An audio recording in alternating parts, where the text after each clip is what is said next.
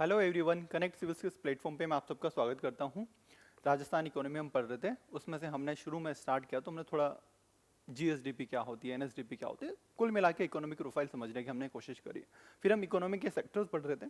Sectors में अपन ने सबसे पहले एग्रीकल्चर की बात करी थी। तो एग्रीकल्चर में अपन ने एग्रीकल्चर को पढ़ा, एनिमल हस्बेंड्री को पढ़ा और फार्मर वेलफेयर के लिए जो भी स्कीम चलती है, चाहे वो नेशनल हो चाहे जो भी राजस्थान के लिए इंपॉर्टेंट है, वो हमने ढंग से देखी। ठीक है। फिर मैंने आपको बताया था कि शुरू में कि जब भी एग्रीकल्चर सर्विस इंडस्ट्री अपन पढ़ेंगे, पर जब भी रूरल एग्रीकल्चर की बात करेंगे तो ग्रामीण विकास एग्रीकल्चर के अपन साथ पढ़ेंगे। तो आज का जो अपना लेक्चर नंबर 5 है वो इसी पे है कि हम ग्रामीण विकास पे बात करते हैं। ठीक है, तो आज हम पहुंच चुके हैं लेक्चर 5 में और इसमें हम ग्रामीण विकास की बात करेंगे। एज यूजुअल मैं आपको जब भी कोई भी चैप्टर पढ़ाता हूं, मैं बात करता हूं विकसित राजस्थान की 2047 के लिए, कि हम कैसा विकसित राजस्थान चाहते हैं 2047 के लिए, हमारी संकल्पना क्या है, हम कैसा चाहते हैं। ठीक है, उसके लिए जैसे एग्रीकल्चर में हमने बात करी थी 10 थ्रस्ट एरिया थे कि हम क्या कौन से एरिया में फोकस करना चाहते हैं, कौन से प्रमुख क्षेत्र हैं जहाँ पे हम कार्य करना चाहते हैं। वैसा ही हमें देखने को मिलेगा यहाँ पे। हम पहले ग्रामीण विकास के लिए बात करेंगे कि हाँ, पहले विकसित राजस्थान का हमारा गोल क्या है, 2047 तक हम क्या अचीव करना चाहते हैं, अभी क्या अचीवमेंट रही है हमारी, उस पर बात करेंगे कि हाँ ग्रामीण विकास में हम ये कर चुके हैं। ठीक है, उसके बाद हम देखेंगे ग्रामीण विकास के लिए वर्तमान में क्या क्या चीजें चल रही है, नेशनल लेवल पे क्या चल रही है उसको अपन थोड़ा सा ब्रीफ में देखेंगे, और हमारे राजस्थान में क्या चीजें चल रही है। एज यूजुअल हमारी classes pre plus mains oriented चलती है।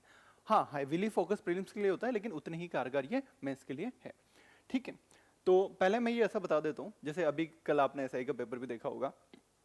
ठीक है, एक क्वेश्चन आया था कि शायद महिला कोई डिपार्टमेंट का नाम था कि ये डिपार्टमेंट कब बना था, है ना, महिला बाल विकास से करके कुछ था। ठीक है, मैंने इतना देखा नहीं, उसमें डेट थी। ठीक है, हमेशा तो ये ट्रेंड दिखाता है, इस तरह के क्वेश्चन आते हैं तो सिर्फ ये नहीं, ये एक ट्रेंड दिखाता है। तो जैसे ही हम हमेशा पढ़ते हैं कि ग्रामीण, है ना, हमारे राजस्थान में ग्रामीण क्षेत्र को विकास करने के लिए अलग से एक डिपार्टमेंट है। ठीक है, उस डिपार्टमेंट का नाम है रूरल डेवलपमेंट एंड पंचायती राज विभाग। ठीक है, इसको ग्रामीण विकास एवं पंचायती राज विभाग हमारे यहाँ पे सेपरेटली काम करता है। ठीक है, ये सेपरेट डिपार्टमेंट है जो राजस्थान में सारी चीजें देखेगा। ठीक है, इसका निर्माण कब से कार्य थे, तो बस ये याद रख लेना अपन को, 1 अप्रैल 1999 से। 1 अप्रैल 1999 से हमारे यहाँ पे ग्रामीण विकास और पंचायती राज विभाग चल रहा है। ठीक है, ये जो भी नेशनल लेवल की स्कीम होगी, जो भी स्टेट लेवल की स्कीम होगी, उनको इंप्लीमेंट करवाने का काम करता होगा। ठीक है, तो पहले तो डिपार्टमेंट हमें पता होना चाहिए। ठीक है, तो राष्ट्रीय स्तर की जितनी भी योजनाएं हैं, चाहे वो राज्य प्रायोजित योजनाएं, उनको करते हैं। और इस डिपार्टमेंट का काम क्या होता होगा बेसिकली, कि हाँ गाँव में रोजगार सृजन करना, गाँव में बेरोजगारी को घटाना, गाँव में गरीबी घटाना, ये सब इसके कार्य हैं। ये मिनिस्टर्स हैं जो आप लोग जानते हैं। ठीक है, और इस तरह की कुछ कुछ अपडेट इस डिपार्टमेंट पे आती रहती है। ठीक है, अब ग्रामीण क्षेत्र को अपन पढ़ रहे हैं तो हमें थोड़ा पता होना चाहिए कि हाँ कितनी ग्राम पंचायतें हैं। ठीक है, कितनी हमारे यहाँ पे डिस्ट्रिक्ट काउंसिल्स हैं, कितनी पंचायत समिति है। तो भाई सबको पहले से पता है कि भाई 352 होती थी। ठीक है, होती थी, बट पहले जिले भी 33 ही होते थे, बट हमें पता है कि जिले अब कितने होंगे, 41 हो चुके हैं। तो रिस्ट्रक्चरिंग हुई है, ग्राम पंचायतें भी बढ़ी है, तो हमें ये डेटा याद रख लेना है। ठीक है, तो हमें ये डेटा याद रख लेना है कि हाँ जो जिला परिषद है, डिस्ट्रिक्ट काउंसिल है, वो बढ़ के कितनी हो गई है, 41। ठीक है, पंचायत समिति बढ़ के 352 से 437 हो गई है, और जो ग्राम पंचायत पहले लगभग 11,341 थी, वो बढ़ के 14,781 हो गई है। ठीक है, तो अगर जब भी हम ग्रामीण विकास की बात करेंगे तो एक अगर ये होता है ना कि हमने किया क्या है ग्रामीण विकास के लिए, तो सिर्फ हम डिस्ट्रिक्ट के लिए नहीं, हाँ भाई हमने ग्राम पंचायत को रिस्ट्रक्चर किया है, हमने संरचना को पुनर्निर्माण किया है, और ये ग्राम पंचायतों की संख्या बढ़ाने की कोशिश की है ना, पंचायत समितियों की संख्या बढ़ाने की कोशिश की है ना, डिस्ट्रिक्ट काउंसिल की संख्या बढ़ाने की कोशिश की। क्यों, क्या होता है डिस्ट्रिक्ट ये सब बढ़ाने से? भाई बढ़ाने से, मान लो मैं अगर एक छोटे से गांव में रहता हूं और मेरा जो शहर का मुख्यालय है, जिला मुख्यालय, वो पड़ता है 70 किलोमीटर, अगर ज्यादा जिले बनाता हूं तो 50 किलोमीटर पड़ जाएगा। ऐसा भी हो सकता है मैं किसी दूसरे 30 किलोमीटर पड़ जाए मेरे जिले से। ठीक है, वैसे सेम कंसेप्ट पंचायत समिति का है। ठीक है, वैसे ही सेम कंसेप्ट ग्राम पंचायत का है। तो इससे क्या होता है, छोटे लेवल पे रहेगी तो रीच बढ़ती है ना, हमारी रीच बढ़ती है। जो भी योजनाओं का क्रियान्वयन होता है, एक तो होता है कि बड़े लेवल पे करना, एक छोटे लेवल पे आप आसानी से कर सकते हो, मॉनिटर आसानी से कर सकते हो, तो ये चीजें अच्छी होती हैं। तो आपको बस हल्का फुल्का ये याद रखना है कि एक रिफॉर्म हमने ये लिया है कि हमारे यहाँ पे हमने रिस्ट्रक्चर किए, और रिस्ट्रक्चर करके नए नंबर अपन को याद रखने हैं कि पंचायत समिति हो चुके हैं हमारे यहाँ पे 437। इसके अलावा ग्राम पंचायतों की संख्या हो चुकी है 14,781, 14,781, और ये हो चुकी है डिस्ट्रिक्ट काउंसिल, तो आप सबको पता है, याद रह ही जाएगा, ठीक है। तो ये याद रखना है अपन को, कैसे भी करिए, गिरते पढ़ते जैसे भी है। अब जैसे याद रखने का तरीका, 437 है तो 4 3 7 7, 437 ऐसे हो जाएगा, ठीक है। अब बाकी भी बनाने बैठूंगा तो बैठ जाएगा, बट कोई मेरे को दिख नहीं रहा है। 14,781 याद रखना है, याद रख लो बस कैसे भी करके। 7 और 1 8 होते हैं, ठीक है, फालतू की बोल बच्चन की बातें, आप वैसे याद रख लोगे। 437 तो यहाँ पे दिख रहा था कि 4 3 और 7 है, 437 है 14,781, ठीक है। ये याद रखना है अपन को, ठीक है, क्या क्यों कैसे, ये आपको मैंने समझा दिया कि अभी रिसेंटली रिफॉर्म हुए थे। तो इससे क्या होता है, एक्सेसिबिलिटी बढ़ती है हमारे यहाँ पे, है ना, और सुगमता बढ़ती है, प्रशासनिक दक्षता बढ़ती है, और तेजी से योजनाओं में अपन कार्यान्वयन कर सकते हैं, ठीक है। ये तो जनरल बात बताई कि हाँ ग्रामीण विकास का जिम्मेदारी किस पे है, ये अपन ने बात कर ली। अब अपन बात करते हैं कि विकसित राजस्थान में क्या गोल दिए गए हैं, क्या क्या चीजें हैं।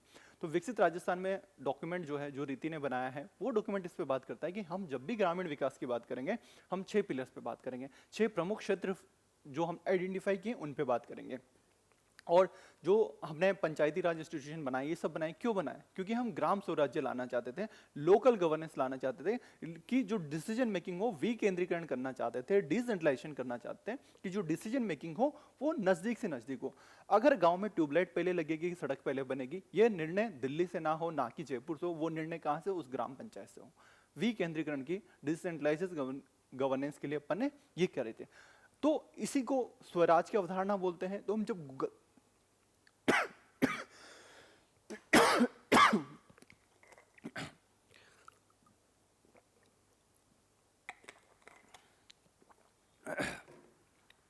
तो ये जो ग्राम स्वराज की अवधारणा है, इसको हम और 2047 तक और सुदृढ़ करना चाहते हैं। तो 6 क्षेत्र आइडेंटिफाई किए गए हैं, ठीक है। अब देखो ये 6 क्षेत्र हैं, थोड़े बोल बच्चन में देखोगे तो एक्चुअल में 4 ही हैं, है ना, 2 को आप मर्ज कर सकते हो, और क्लास में जब पढ़ाता हूँ मैं 4 ही पढ़ाता हूँ, है ना, बट फिर भी अब 6 हो गए हैं, तो 6 सेक्टर में अपन रूरल डेवलपमेंट पढ़ने लग जाएंगे। तो अपन इसी 6 सेक्टर के हिसाब से अपनी सारी स्कीम को डिवाइड कर लेंगे कि हाँ भाई इन 6 सेक्टर में कौन कौन सी चीजें काम हो रही है और इनमें अपन क्या क्या अचीव करना चाहते हैं।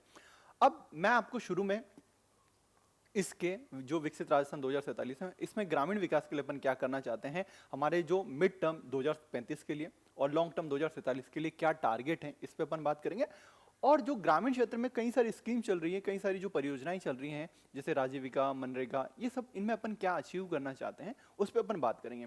ये जो थोड़े से पॉइंट है मैं हल्के हल्के धीरे धीरे याद करवाता चलूंगा कि मेंस आंसर राइटिंग में आप लिख सको, ठीक है। बाकी प्रीलिम्स में विकसित राजस्थान के बाद ये 6 गोल, ये 6 थ्रस्ट एरिया होने चाहिए अपन को। बाकी प्रीलिम्स में इससे ज्यादा उम्मीद मत करना कि ज्यादा पूछेंगे, लेकिन अपन फिर भी मेंस के लिए, इंटरव्यू के लिए हमें पता होना चाहिए कि क्या चीजें हम ग्रामीण विकास में और कर सकते हैं, ठीक है, उस पर अपन बात करेंगे।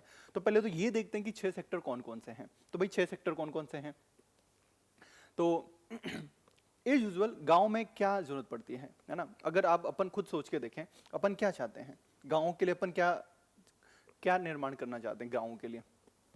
जब भी हम ग्रामीण विकास की बात करते हैं, है ना, एक तो हमें पता है कि गांव में जो इंफ्रास्ट्रक्चर की बड़ी कमी है, ठीक है। मैं कितने ही मेरे खेतों में अच्छे टमाटर उगा लूँ, अच्छे आलू उगा लूँ, है ना, लेकिन मैं उनको नज़दीकी मार्केट तक नहीं पहुंचा सकता क्योंकि रोड खराब है, ठीक है। तो कोई मतलब नहीं, भंडारण नहीं है ना, वेयर हाउसेज नहीं है, तो कोई मतलब नहीं। तो एक तो हमें इंफ्रास्ट्रक्चर पे काम करना पड़ता है, ठीक है, एक तो हमें इंफ्रास्ट्रक्चर पे काम करना पड़ेगा। दूसरी चीज हमें किस पे काम करनी पड़ेगी कि ग्रामीण, आपने सबने देखा होगा गांव में सबसे प्यारा बिजनेस होता है, कुछ नहीं मिलता है तो बेचारे क्या करते हैं ना, जो मेन रोड होता है उस पर चाय की थड़ी लगा लेंगे या बस स्टैंड पे दुकान खोल लेंगे, ठीक है। भाई आजीविका के और भी साधन हो सकते हैं, हाँ, कशीदाकारी का धंधा डाल लो यार कुछ, है ना, ब्लू पोट्री है जयपुर के आसपास गाँव में, ब्लू पोट्री का थोड़ा कुछ कर लो, और भी कई सारे धंधे होते हैं। तो हम ये चाहते हैं कि आजीविका का अपन थोड़ा और भी जो साधन होते हैं उन लोगों को प्रोवाइड करवाने की कोशिश करें। एक ये होती है, एक समझ में आती है, एक अपने कोऑपरेशन की भावना पड़ी थी, है ना, कोऑपरेटिव मूवमेंट अपन ने पढ़ा था। तो वैसे ही अगर हम लोगों को जोड़ें और उन्हें आपस में सशक्त बनाएं कि वो जॉइंट में, एक आदमी कोई धंधा लगा रहा है, 10 लोग आदमी मिलकर कुछ काम कर रहे हैं, तो बेहतर कर पाएंगे। तो हम उनमें कम्युनिटी करें, है ना, कम्युनिटी पार्टनरशिप बढ़ाने की कोशिश करें। एक हमें यह भी देखने को मिलता है, तो एक हमें क्या करें, एक तो हमारे इनकम की बात हो गई, एक इंफ्रास्ट्रक्चर की बात हो गई, एक हमारे यहाँ पे आपस में कम्युनिटी को स्ट्रेंथन करना हो गया, है ना, उन्हें सुदृढ़ खुद ही मजबूत कर सकें। और क्या होता है, और क्या होता है ना कि गांव में बहुत सारी गवर्नमेंट की स्कीम चलती रहती है ना, सेंट्रल गवर्नमेंट की भी चल रही है, स्टेट गवर्नमेंट की भी चल रही है, कई एनजीओ काम कर रहे हैं, कोई ट्रस्ट काम कर रहे हैं, बहुत सारे हैं। लेकिन सेम काम को अलग अलग लोग करें तो डुप्लीकेशन हो जाता है ना। तो अपन क्या करें, पार्टनरशिप बढ़ाएं कि यार ऐसा डुप्लीकेशन ना हो, तो अपन पार्टनरशिप कर सकते हैं। ठीक है, देखो क्रिप्टोन की लिपि डेसिफर करना बड़ा चैलेंज रहता है क्लास में, बट फिर भी मैं कोशिश करूंगा कि थोड़ी सी लिजिबल में लिख सकूं। ठीक है, ये चीज होगी। और एक आपको याद आ रहा हो, जब अपन ने 4 थीम पढ़ी थी विकसित राजस्थान की, तो एक फ्यूचर रेडी राजस्थान की अपन बात करते थे।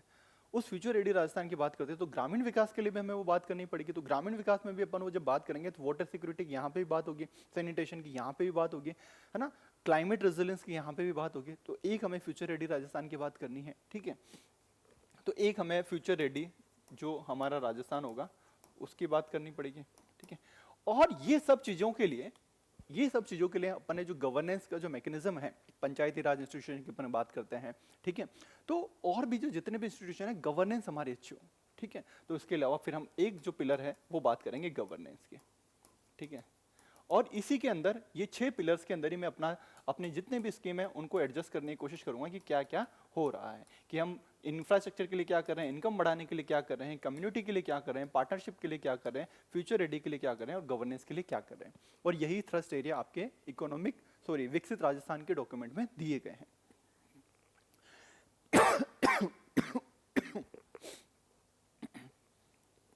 तो देखो भाई क्या क्या दे रखा है, गोल क्या है, गोल हमारा वही है कि हमें ग्राम स्वराज की प्राप्ति करनी है 2047 तक। ठीक है, गोल देखें तो भाई पहला तो मैंने आपको बताया अवसंरचना वाला, इंफ्रास्ट्रक्चर वाला। तो हम क्या चाहते हैं, समावेशी और सुलभ ग्रामीण अवसंरचना, इंक्लूसिव और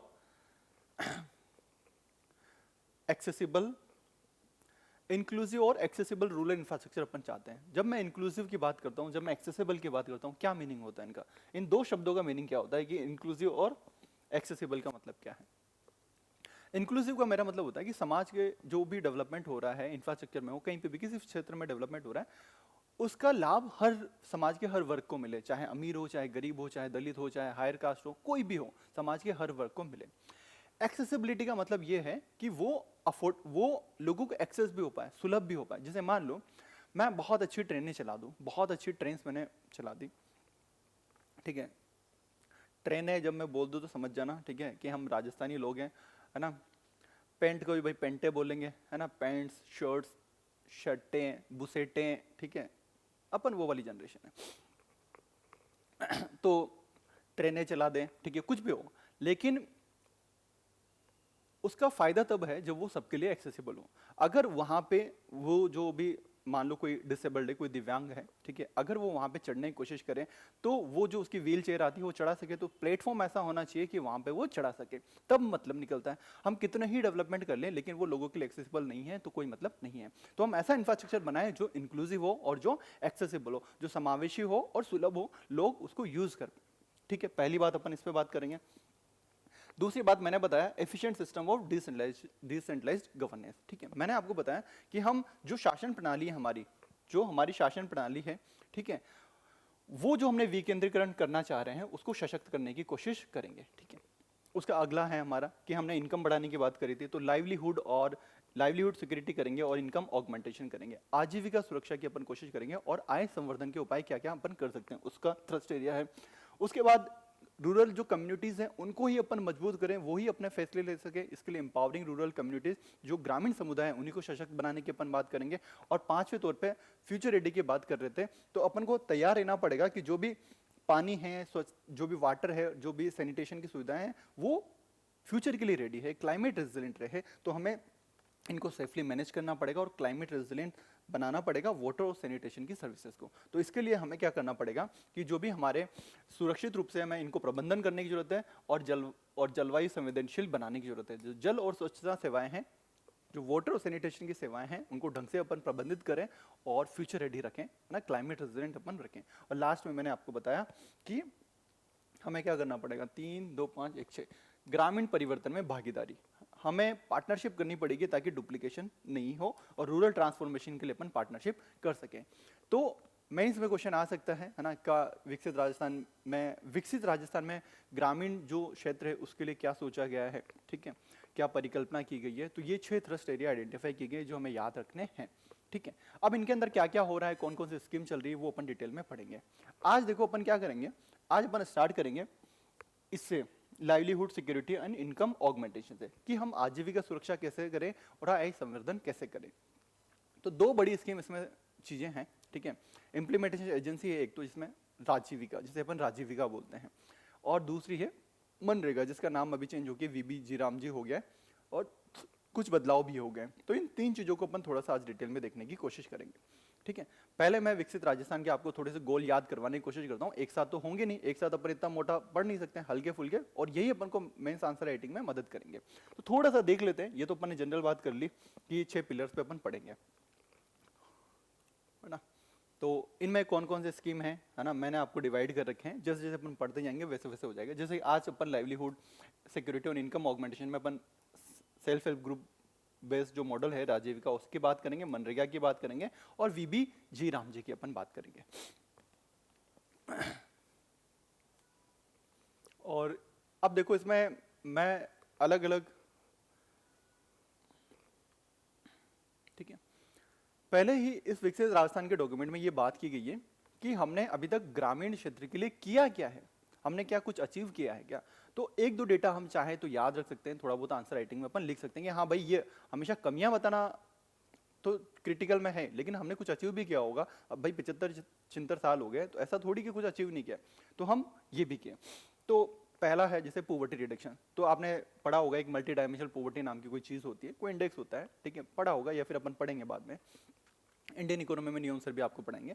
एमपीआई होती है, तो भाई हमने एमपीआई को घटाया है। तो एक डेटा हमें याद रखना है कि जो एमपीआई जो मल्टीपल पॉवर्टी इंडेक्स होता था हमारे यहाँ पे लगभग 28.5%, 29% के आसपास मान लो आप, है ना, उसको घटा के अपन ने कर लिया है 15-15.5% के आसपास, 19-20 के आसपास, ठीक है। और मोटा मोटा लगभग 1.87 करोड़ लोगों को अपन ने गरीबी से निकाला है। तो एक तो अपन ने अचीवमेंट की अपन बात करें कि अचीवमेंट अपन ने क्या क्या किए हैं, तो अपन को अचीवमेंट लिखने बैठते हैं अपन कि हमारी अचीवमेंट क्या क्या रही है।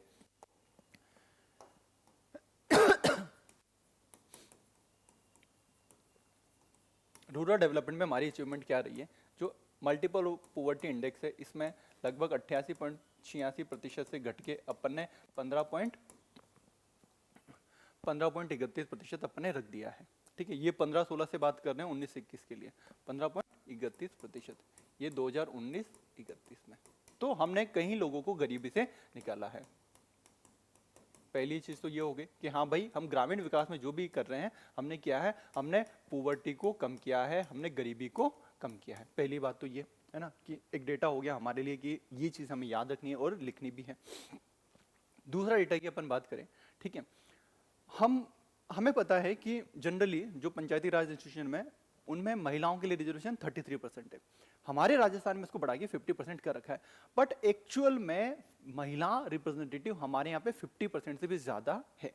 मतलब नॉर्मल सीट जो जनरल की सीट होती है उस पर भी महिलाएं जीतती है, तो ये एक पॉजिटिव स्टेप है। तो हम इसके लिए ऐसा लिख सकते हैं कि विमेन एम्पावरमेंट, महिला सशक्तिकरण देखने को मिला है। और महिला जो लीडरशिप है, महिला जो जनप्रतिनिधित्व होते हैं जो लोकल लेवल पे, उनकी संख्या 51% है। बड़ी बात है भाई, जहाँ कुछ स्टेट में 33% के लाले बढ़ रहे हैं, हम 50 से भी ज्यादा 51% में है, 49 तो मेल है, ठीक है, ठीक है। लेकिन चैलेंज वही है भाई, वो सरपंच पति वाला कंसेप्ट अभी आप सबको पता होगा कि भाई चलो ठीक है, कहीं पे मेल की सीट नहीं है, कहीं पे तो फीमेल को खड़ा कर दिया, जो भी है, ठीक है, आप सबको पता है। तो वो सरपंच पति की अवधारणा जरूर चलती है, बट ऑन पेपर एटलीस्ट 51% है।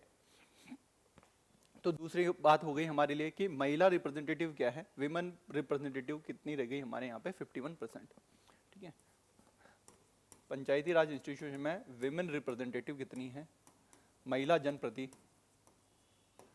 ये 51% है। बड़ी बात है, बड़ी बात है भाई, ठीक है, यही बातें आप बोलते हो।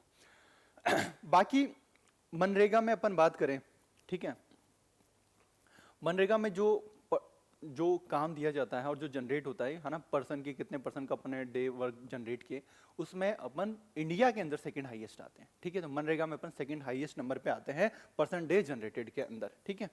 और उसके अलावा प्रधानमंत्री आवास योजना में हमने कितने घर बनाए, कितनी हमारी वो रही है, तो 98.42। तो ये याद नहीं रहेगा, बट ये थर्ड वाला रह जाएगा कि मनरेगा में पर्सन जनरेशन में अपन तीसरे नंबर में है ना। मनरेगा में है ना, हमने एमजी नरेगा सेकंड हाईएस्ट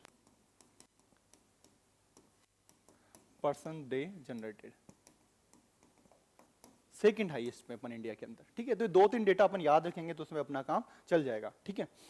और भी डेटा है, ठीक है, कि जो भी अपन आगे पढ़ेंगे है ना, जो रीजनल डेवलपमेंट होता है कि कुछ क्षेत्र हैं जो थोड़े पिछड़े रह गए, उनमें और फोकस तरीके से अपन डेवलपमेंट करें तो उनमें क्या एफिशिएंसी रही है हमारी, वो भी डेटा है ना। तो जब अपन ये पढ़ेंगे उस स्कीम के टाइम पे याद करने की कोशिश करेंगे, पर अपन ने एक जगह पे यहाँ पे लिखने की कोशिश करी है, ठीक है।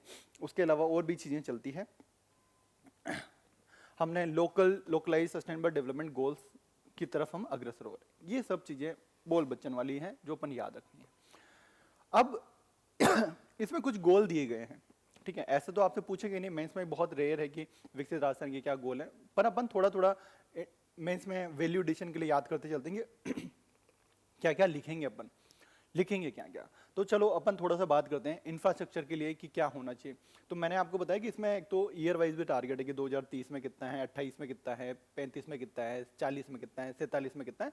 पर अपन को जनरली मिड टर्म 2035 तक का और 2047 लॉन्ग टर्म के, ये अपन को हल्के फुल्के आइडिया याद रखने हैं।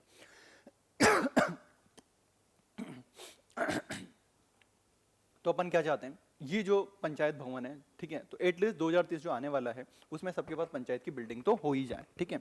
और जो अपन सबके लिए बात करते हैं एजुकेशन की, हेल्थ केयर की, सैनिटेशन की, हाउसिंग की, है ना, ये भी अपन एक्सेस जल्दी दें। हाउसिंग तो 2028-29 में अपन कंप्लीट करवा दें।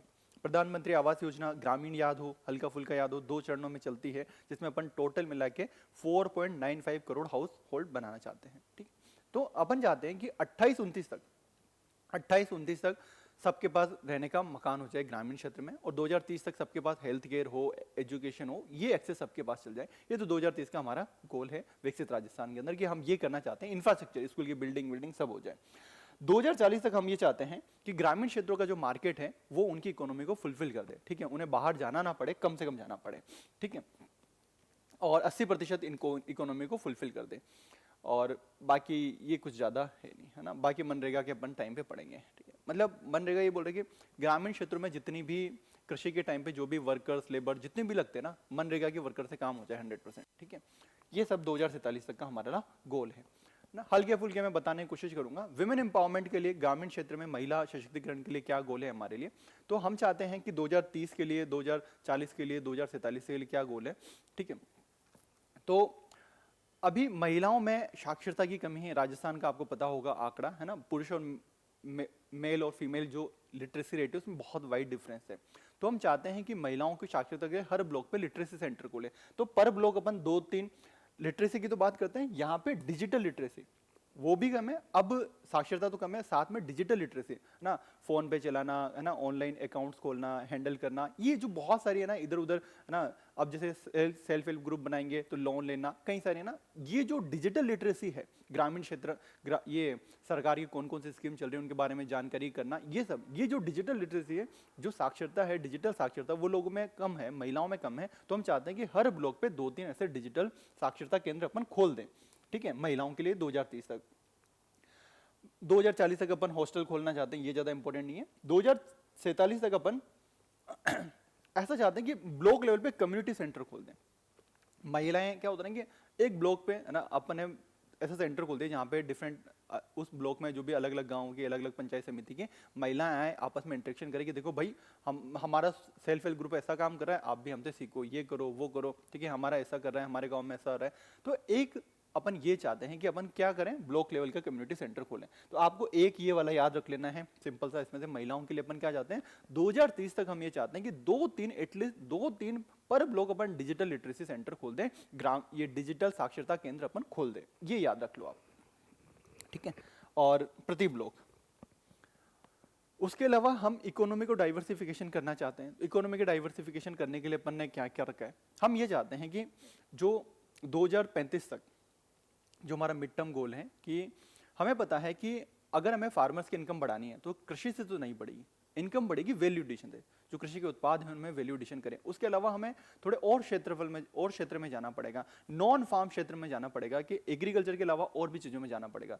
तो इसके लिए जो है ना एसएमई है, एमएसएमई इंडस्ट्रीज जो हैं वो काम में आएगी। तो हम 5000 नए एमएसएमईज खोलना चाहते हैं 2035 तक, जो textile, handicraft, food processing, leather, construction इनमें काम करें। ठीक है, बाकी अपन चाहते हैं कि अपन डिस्ट्रिक्ट लेवल पे एंटरप्रेन्योरशिप की बात करते हैं, मेट्रो सिटी में एंटरप्रेन्योरशिप की बात होती है, क्या ग्रामीण लेवल पे अपन एंटरप्रेन्योरशिप प्रमोट नहीं कर सकते हैं ना? तो हम चाहते हैं कि ग्रामीण लेवल पे अपन उद्यमिता को प्रमोट करें, एंटरप्रेन्योरशिप को प्रमोट करें। इसके लिए जरूरी है कि अपन स्टार्टअप विलेज एंटरप्रेन्योरशिप प्रोग्राम अपन लेके आए। ठीक है, स्टार्टअप विलेज एंटरप्रेन्योरशिप प्रोग्राम अपन लेके आए। ठीक है, तो अपन लोगों को नर्चर करने की कोशिश करें कि वो गांव के जो लोग हैं वो स्टार्टअप खोल सकें। ये 2035 तक अपन को करना है। ठीक है, तो 2035 के लिए इकोनॉमी के लिए 5000 नई एमएसएमई खोलनी है और अपन को स्टार्टअप एंटरप्रेन्योरशिप प्रोग्राम खोलना है विलेज लेवल पे। ठीक है, ये क्लियर है। उसके अलावा ये बीच का टारगेट है 2040 तक। हमें पता है कि आजकल है ना बड़े बड़े शहरों के लोग और या फिर इवन विदेशी जो हैं गांव की शांति चाहते हैं, सुकून चाहते हैं। उनको तो चूल्हे की रोटी देखना, घड़ा कैसे बनता है वो भी देखने में बड़ा इंटरेस्ट आता है, कोई कुम्हार घड़ा कैसे बनाते हैं। अपन तो अब बचपन से वही तालाब में जाके वो मिट्टी लेके आ रहे हैं, अपन भी बना रहे हैं, थोड़ा अपन को आइडिया रहता है, गाँव में रहे हैं तो अपन को। लेकिन नहीं है लोगों में, दिल्ली मुंबई लोग आना चाहते हैं कि गाँव कुछ दिन का ब्रेक लें और यहाँ आके रेस्ट करें।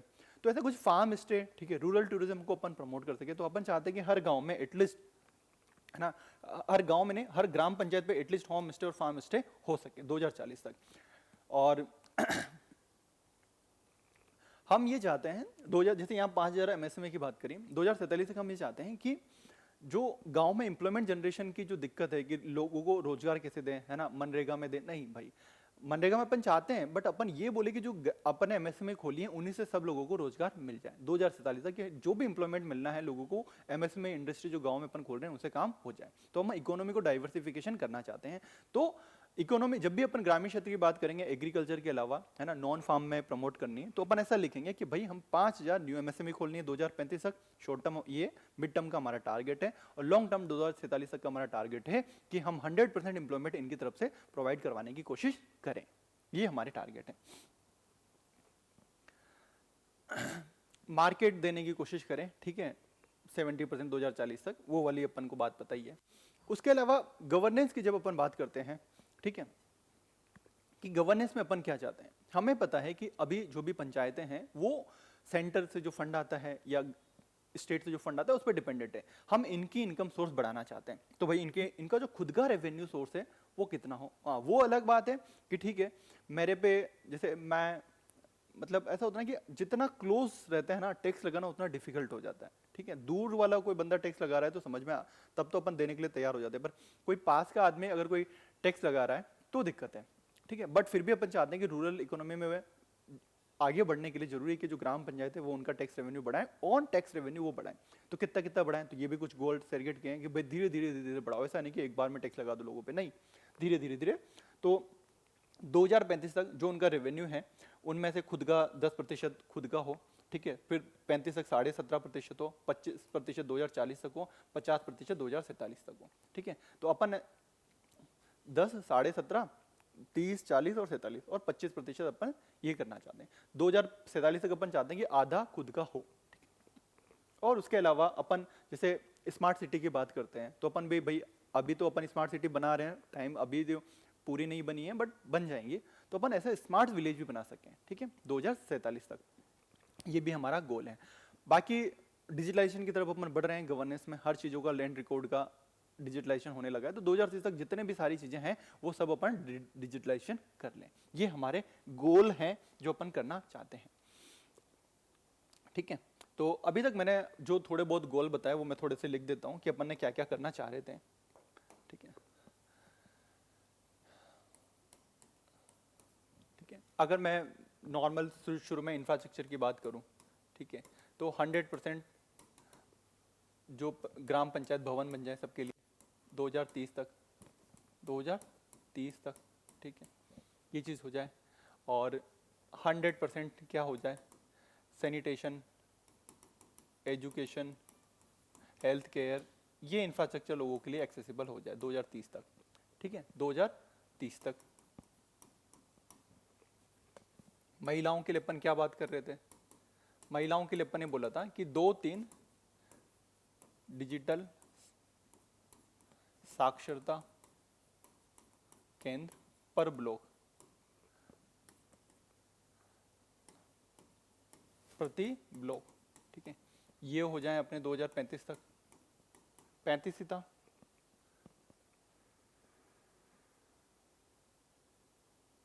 सॉरी 2030 तक था, ठीक है, और 2030 तक, ये भी 2030 तक था।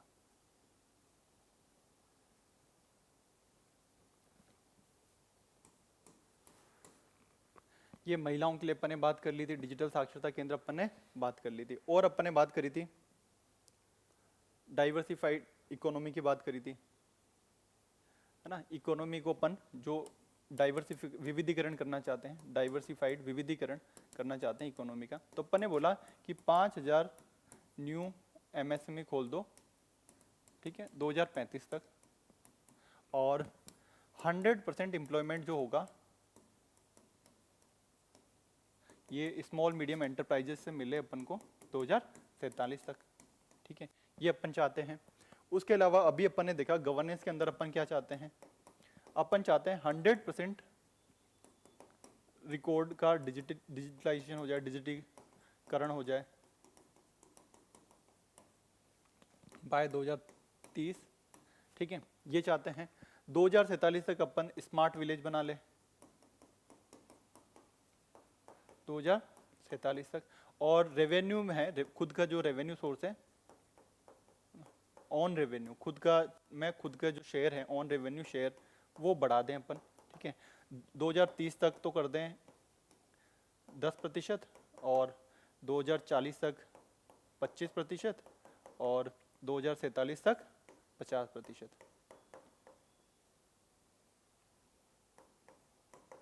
50%। अब इसमें देखो एक और चीज है, हम 50% की बात कर रहे हैं, बट कम से कम 30% तो हुई। मिनिमम कितना बोलूं मैं?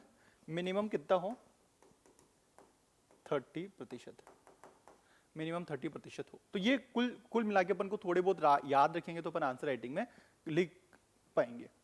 उसके अलावा और भी चीजें हैं, है ना, जो मिड टर्म लॉन्ग टर्म के लिए दे रखी है ना। मिड टर्म लॉन्ग टर्म के लिए है, मैं हल्का फुल्का बता देता हूँ, ठीक है। बाकी इनको जैसे मनरेगा के अंदर पढ़ेंगे तो वापस रिवाइज कर लेंगे, सबके अंदर पढ़ते जाएंगे और रिवाइज करते जाएंगे। अभी अपन को पता है कि मनरेगा में अकुशल काम पे ध्यान दिया जाता है, अनस्किल्ड वर्क पे ध्यान दिया जाता है। क्या हम ऐसा नहीं कर सकते कि थोड़ा स्किलिंग, उनको थोड़ा स्किल वर्क देने की कोशिश करें, ठीक है, तो धीरे धीरे वो ट्रेनिंग भी लें, कुछ सीखे भी, सही है ना। हर साल ऐसा नहीं कि फावड़ा ही चलाने पड़े, एक बार कंप्यूटर सिखा दिया कुछ, अगले साल थोड़ा कुछ बेटर कर पाए, ठीक है, कुछ और चीज सिखा दी, अगले साल थोड़ा बेटर कर पाए। तो अपन को मनरेगा में सेमी स्किल्ड जॉब को लाना पड़ेगा ना। डिजास्टर कोई आ जाता है, बाढ़ आ गए, तो मनरेगा के जो श्रमिक हैं उनमें से किसी थोड़े बहुत को ट्रेनिंग दे दे, कोई भी बाढ़ कोई भी ऐसे डिजास्टर आ गया तो उनमें मनरेगा के वर्कर्स को अपन काम ले सकें। तो मनरेगा को थोड़ा सा, जो वर्कर्स से अपन काम करवा रहे हैं, वो थोड़ा सा अपन को रिफॉर्म करने की जरूरत है। तो ये चीज अपन कर सकते हैं, है ना। महिलाओं को केयर इकोनॉमी में लगा सकते हैं अपन, है ना। केयर इकोनॉमी से मेरा मतलब है कि जहां पे भी केयर करने की बात आ जाती है, ठीक है, जैसे शहरों में आपने देखा होगा बाई रख देते हैं ना, बीवी, ये पति पत्नी काम करने चले गए, घर पे छोटा बच्चा है तो बाई रख दी, वो पूरे दिन ध्यान रखती है, वो सब चीजें, है ना। या कोई ओल्ड पेरेंट्स है उनका ध्यान रखती है, तो वैसा ही क्या अपन महिलाओं के लिए कर सकते हैं, ठीक है। ये सब इसमें बीच में बात की गई है, ठीक है। सेल्फ हेल्प ग्रुप की जब बात होती है ना, तो उनसे इनकम बढ़ी है। तो अगर ये बोला कि जो भी ग्रामीण क्षेत्र के परिवार हैं जो बहुत गरीब हैं, ठीक है, उनमें से हर जो गरीब परिवार, उनमें से एक महिला को कम से कम अपन सेल्फ हेल्प ग्रुप से जोड़ने की कोशिश करें ताकि उनकी इनकम बढ़े। ये सारी बातें धीरे धीरे इनमें की गई है, जो अपन धीरे धीरे पढ़ेंगे, ठीक है। 100% फंक्शनल हर घर जल मिल जाए 2035 तक, और सैनिटेशन मिल जाए, ठीक है। ये मोटे मोटे बातें हैं। और बाकी लॉन्ग टर्म में अपन बात करें तो भाई जीरो वेस्ट प्रमोट करना चाहते हैं, 2047 तक जीरो वेस्ट हो, ठीक है, तो सर्कुलर इकोनॉमी को प्रमोट करना पड़ेगा, ठीक है। जो प्रधानमंत्री फसल बीमा योजना में जो बीमा करवाते हैं किसान, तो 100% बीमा करवाएं, ठीक है। ये चीजें अपन ने कर, जीरो वेस्ट विलेज हो गया। जैसे अपन 1 डिस्ट्रिक्ट 1 प्रोडक्ट की बात करते हैं, 1 ब्लॉक 1 प्रोडक्ट की बात करते हैं, वैसे 1 ग्राम 1 प्रोडक्ट की बात करें अपन, ठीक है, 1 ग्राम का एक उत्पाद हो, और फिर अपन ने किसी सेल्फ हेल्प ग्रुप से उसको लिंक कर दिया, तो फिर उनको पूरा सपोर्ट दे अपन, है ना, इनिशिएटिव से मार्केटिंग तक का सपोर्ट दें। तो 1 ग्राम, तो 1 ग्राम 1 प्रोडक्ट हो सकता है, ठीक है। और जैसे मैंने बताया कि 30% जो रेवेन्यू आता है उसमें खुद का शेयर 30% तो हो ही, सॉरी पंचायतों का, ग्राम पंचायत का जो रेवेन्यू है उसमें ऑन शेयर 30% तो ही, टारगेट तो ना 50 है ग्रेजुअली धीरे धीरे, बट 30% तो मिनिमम ये करें ही करें। ठीक है, ये सारे थोड़े थोड़े इसमें बात की गई है और अपन चाहते हैं कि एक इंक्लूसिव ग्रीन और प्रोस्परस रूरल राजस्थान बने 2047 तक। ठीक है, तो ये मोटे मोटे हैं। और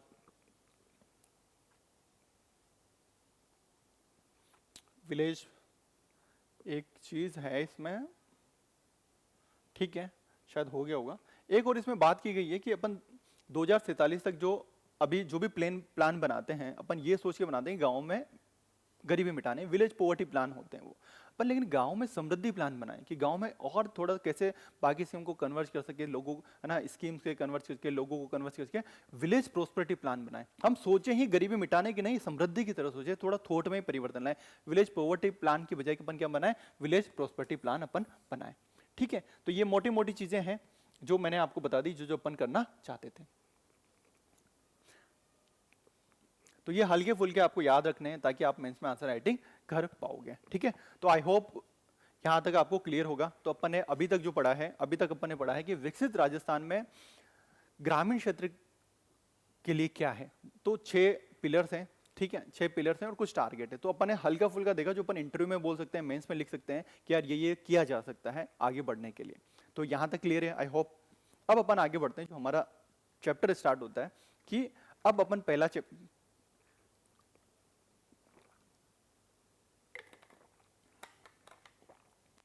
अपन फर्स्ट पिलर पकड़ते हैं।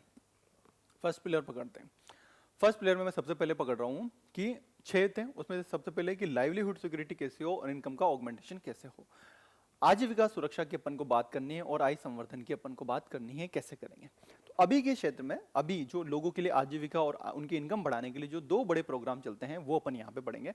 एक है मनरेगा, जो लोगों को रोजगार देता है, पहले 100 दिन का मिलता था, ठीक है, राजस्थान में वो अलग बात है कि 25 दिन का एक्स्ट्रा मिलता है, वो स्कीम है। एक ग्रामीण क्षेत्र में सेल्फ हेल्प ग्रुप मॉडल पे अपन ने राजीविका इंस्टीट्यूशन चला रखा है, जो राजीविका देखती है, ठीक है, एजेंसी है, वो ये चीज देखती है। तो ये चीज पढ़ते हैं। तो पहले अपन इसी को पढ़ते हैं कि self help group based institution में राजीविका क्या करती है। ठीक है, तो अपन ने थोड़ा सा मैं समझाने की कोशिश करूं ना कि ये काम कैसे करते होंगे। मैं मान लो, ठीक है, क्या माने, चलो समझने के लिए ऐसे मान लेते हैं अपन कि गांव में कुछ महिलाएं हैं, ठीक है, जैसे अपन ने कोऑपरेटिव स्ट्रक्चर पढ़ा था, वैसे कोऑपरेटिव की भावना के टाइप ही है। ठीक है, और इसीलिए अपन ने बोला था कि ना सेल्फ हेल्प ग्रुप कोऑपरेटिव नए खोले गए हैं, याद आ रहा हो तो थोड़ा बहुत मैंने बताया था कोऑपरेटिव के टाइम पे। तो जैसे कि मान लो ये कोई महिला है, ठीक है, ये बकरी पालन करती है, बकरी पालन करती है और ठीक है, अब मार्केट में मान लो बकरी के दूध की बढ़िया कीमत है, ठीक है, थोड़ा पौष्टिक है, अलग किसी चीज के लिए है, ठीक है, लेकिन ये एक्सेस नहीं कर पा रही है। ठीक है, तो ये जैसे अपन ने कोऑपरेटिव स्ट्रक्चर में देखा था कि कुछ क्या करेंगे, कुछ महिलाएं साथ में आ जाए, और ये साथ में महिलाएं आ गई गांव की 10-15, और इन्होंने एक सेल्फ हेल्प ग्रुप अपना बना लिया, स्वयं सहायता समूह अपना बना लिया, स्वयं सहायता समूह बना लिया। ठीक है, अब ये बोल रही है कि अपन एक काम करते हैं, वही थोड़े थोड़े पैसे मंथली अपन देते हैं, रेगुलर सेविंग करते हैं। सब लोग क्या करोगे भाई, महीने के 100-100 रुपए जमा कराओगे। सब लोग 100-100 रुपए करवाए, 10 लोगों ने जमा कराया, कितना हो गया, 1000 रुपए। ठीक है, अब 5 महीनों बाद कितने पैसे जमा हो गए इनके पास इस हेल्प, 5000 रुपए। ठीक है, अब इनमें से किसी को जरूरत पड़ गई कि यार मैं बकरी के, ठीक है, एक और बकरी लाना चाहती हूँ, मुझे लोन चाहिए, तो भाई लोन ले ले। ठीक है, तो यहाँ से लोन मिल गया। ठीक है, ये चीज़ है, अब बढ़िया काम कर रही है, तो ये सेल्फ हेल्प ग्रुप हो गया। ऐसे कोई किसी को ऐसा होगा, कोई अचार बनाना चाह रहा होगा, कोई कुछ काम ना, कोई ना थैले के बैग बनाना चाह रहा होगा, कुछ जो भी प्रोडक्ट महिलाएं बनाना चाहती है स्वयं सहायता समूह से बनाने की कोशिश करें। ठीक है, तो अब एक तो ये हो गया कि ये जुड़ गई। अब मान लो इनका मन करे कि यार थोड़ा बहुत अपन को है ना, सरकार थोड़ी सी चीजें पैसा दे दे, थोड़ी ग्रांट दे दे, थोड़ा बेटर कर पाए, है ना, दूध निकालने के, दूध को रखने के लिए अपन थोड़ा फ्रिज व्रिज लेके आ जाए, गाय ये बकरी का दूध जल्दी खराब हो जा रहा है तो फ्रिज व्रिज लेके आ जाए, तो फ्रिज व्रिज लाने के लिए पैसे मिल जाए कहीं से। ठीक है, या फिर अपन को इस दूध को अपन आगे बेचें तो अपन को थोड़ा सपोर्ट मिल जाए कि कैसे पैकेजिंग करते हैं, अपन को तो कुछ पता ही नहीं है कि पैकेजिंग वैकेजिंग कैसे होती है, कैसे ठप्पा लगाए जाते हैं, कैसे रेट डिसाइड होती है, कैसे क्वालिटी डिसाइड होती है, क्वालिटी कैसे चेक होती है, थोड़ा सपोर्ट मिल जाए अपन को।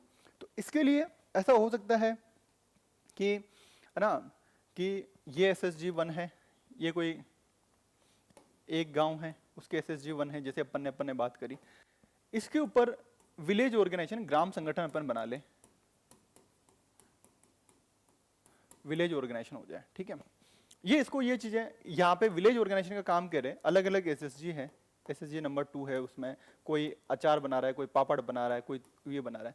तो विलेज ऑर्गेनाइजेशन काम करेगी, ठीक है, हम थोड़ा सा इसमें कुछ जो इनमें से कम्युनिटी रिसोर्स पर्सन होंगी, इनमें से जो कुछ, अब वैसे तो सारी महिलाएं कम पढ़ी लिखी होती है, कुछ कुछ समझदार भी होती हैं, ठीक है, वो इनमें से अपन ने चुन के थोड़ा बहुत इलेक्शन करवा के विलेज ऑर्गेनाइजेशन में समझदार को बिठा दिया, ठीक है ना। अब ये थोड़ी पढ़ी लिखी हैं, थोड़ी समझदार है, तो ये इनको बताने की कोशिश करेगी, भाई तुम ये करो, ठीक है, तुम ऐसी मशीनें लेके आओ, ठीक है। अब ये 5,000 रुपये जमा कर रहे थे, है ना, ये 1,000 रुपये जमा कर रहे थे, मान लो ये 2,000 रुपये बचा रहे हैं, ये 2,000 रुपये बचा रहे हैं, थोड़ा पैसा ऊपर जाए, है ना, और थोड़ा सरकार से ये ले लें और ये नीचे लोन देने की कोशिश करें, ठीक है। अब वैसे ही मान लो अलग अलग गाँव है, एक गाँव ये कोई दूसरा है, इसमें भी ऐसे SSG काम कर रहे हैं, फिर इनको भी थोड़ा और पैसे, ये भी चाहते हैं कि हम, हमारे गांव के विलेज संगठन है, हमारे गांव के SSG का अपन भला कर सकें, ठीक है, इसके लिए हमें कोई फंड वंड मिल जाए, ठीक है, और एक ही टाइप के लिए हो तो अपन कुछ क्लस्टर फेडरेशन बना दे, क्लस्टर का कोई फेडरेशन बना दे, ये चीज बना दे। तो ऐसे करके ये स्ट्रक्चर आगे चलता है, ठीक है। तो राजीविका इस चीज को प्रमोट करती है कि अगर अपन को गाँव में, है ना, अगर अपन को गाँव में महिलाओं में, खासकर महिलाओं की बात करते हैं, पुरुष भी ज्वाइन हो सकते हैं, अगर अपन को इनकम बढ़ानी है तो अपन क्या करें, महिलाओं को सेल्फ हेल्प ग्रुप में लेके आए, स्वयं सहायता समूह में बनाएं, वो ज्वाइंटली काम कर सकें, और उनको एक 3 टियर स्ट्रक्चर बनाने को रहे, SSG हो, ऊपर विलेज ऑर्गेनाइजेशन हो, ऊपर क्लस्टर लेवल का फेडरेशन हो, ठीक है। अब राजीविका ये काम करती है, ठीक है, और कैसे करती है, तो वो अपन ने ये देखा कि इनको प्रमोट करने की कोशिश करती है। अब इनमें क्या होगा, सरकार की जो भी स्कीम्स चलती होगी, है ना, सरकार की, चाहे वो केंद्रीय सरकार की होगी या फिर अपने राज्य सरकार की होगी, जो भी इस मॉडल पे है, जहां पे भी अपन सेल्फ हेल्प ग्रुप मॉडल से चल सकते हैं, वो इंप्लीमेंट करवाने का काम राजीविका करती है, ठीक है। थोड़ा सा देखते हैं कि राजीविका क्या है, और हल्का फुल्का मैंने आपको सेल्फ हेल्प ग्रुप का आइडिया दिया कि कैसे ये काम करते हैं।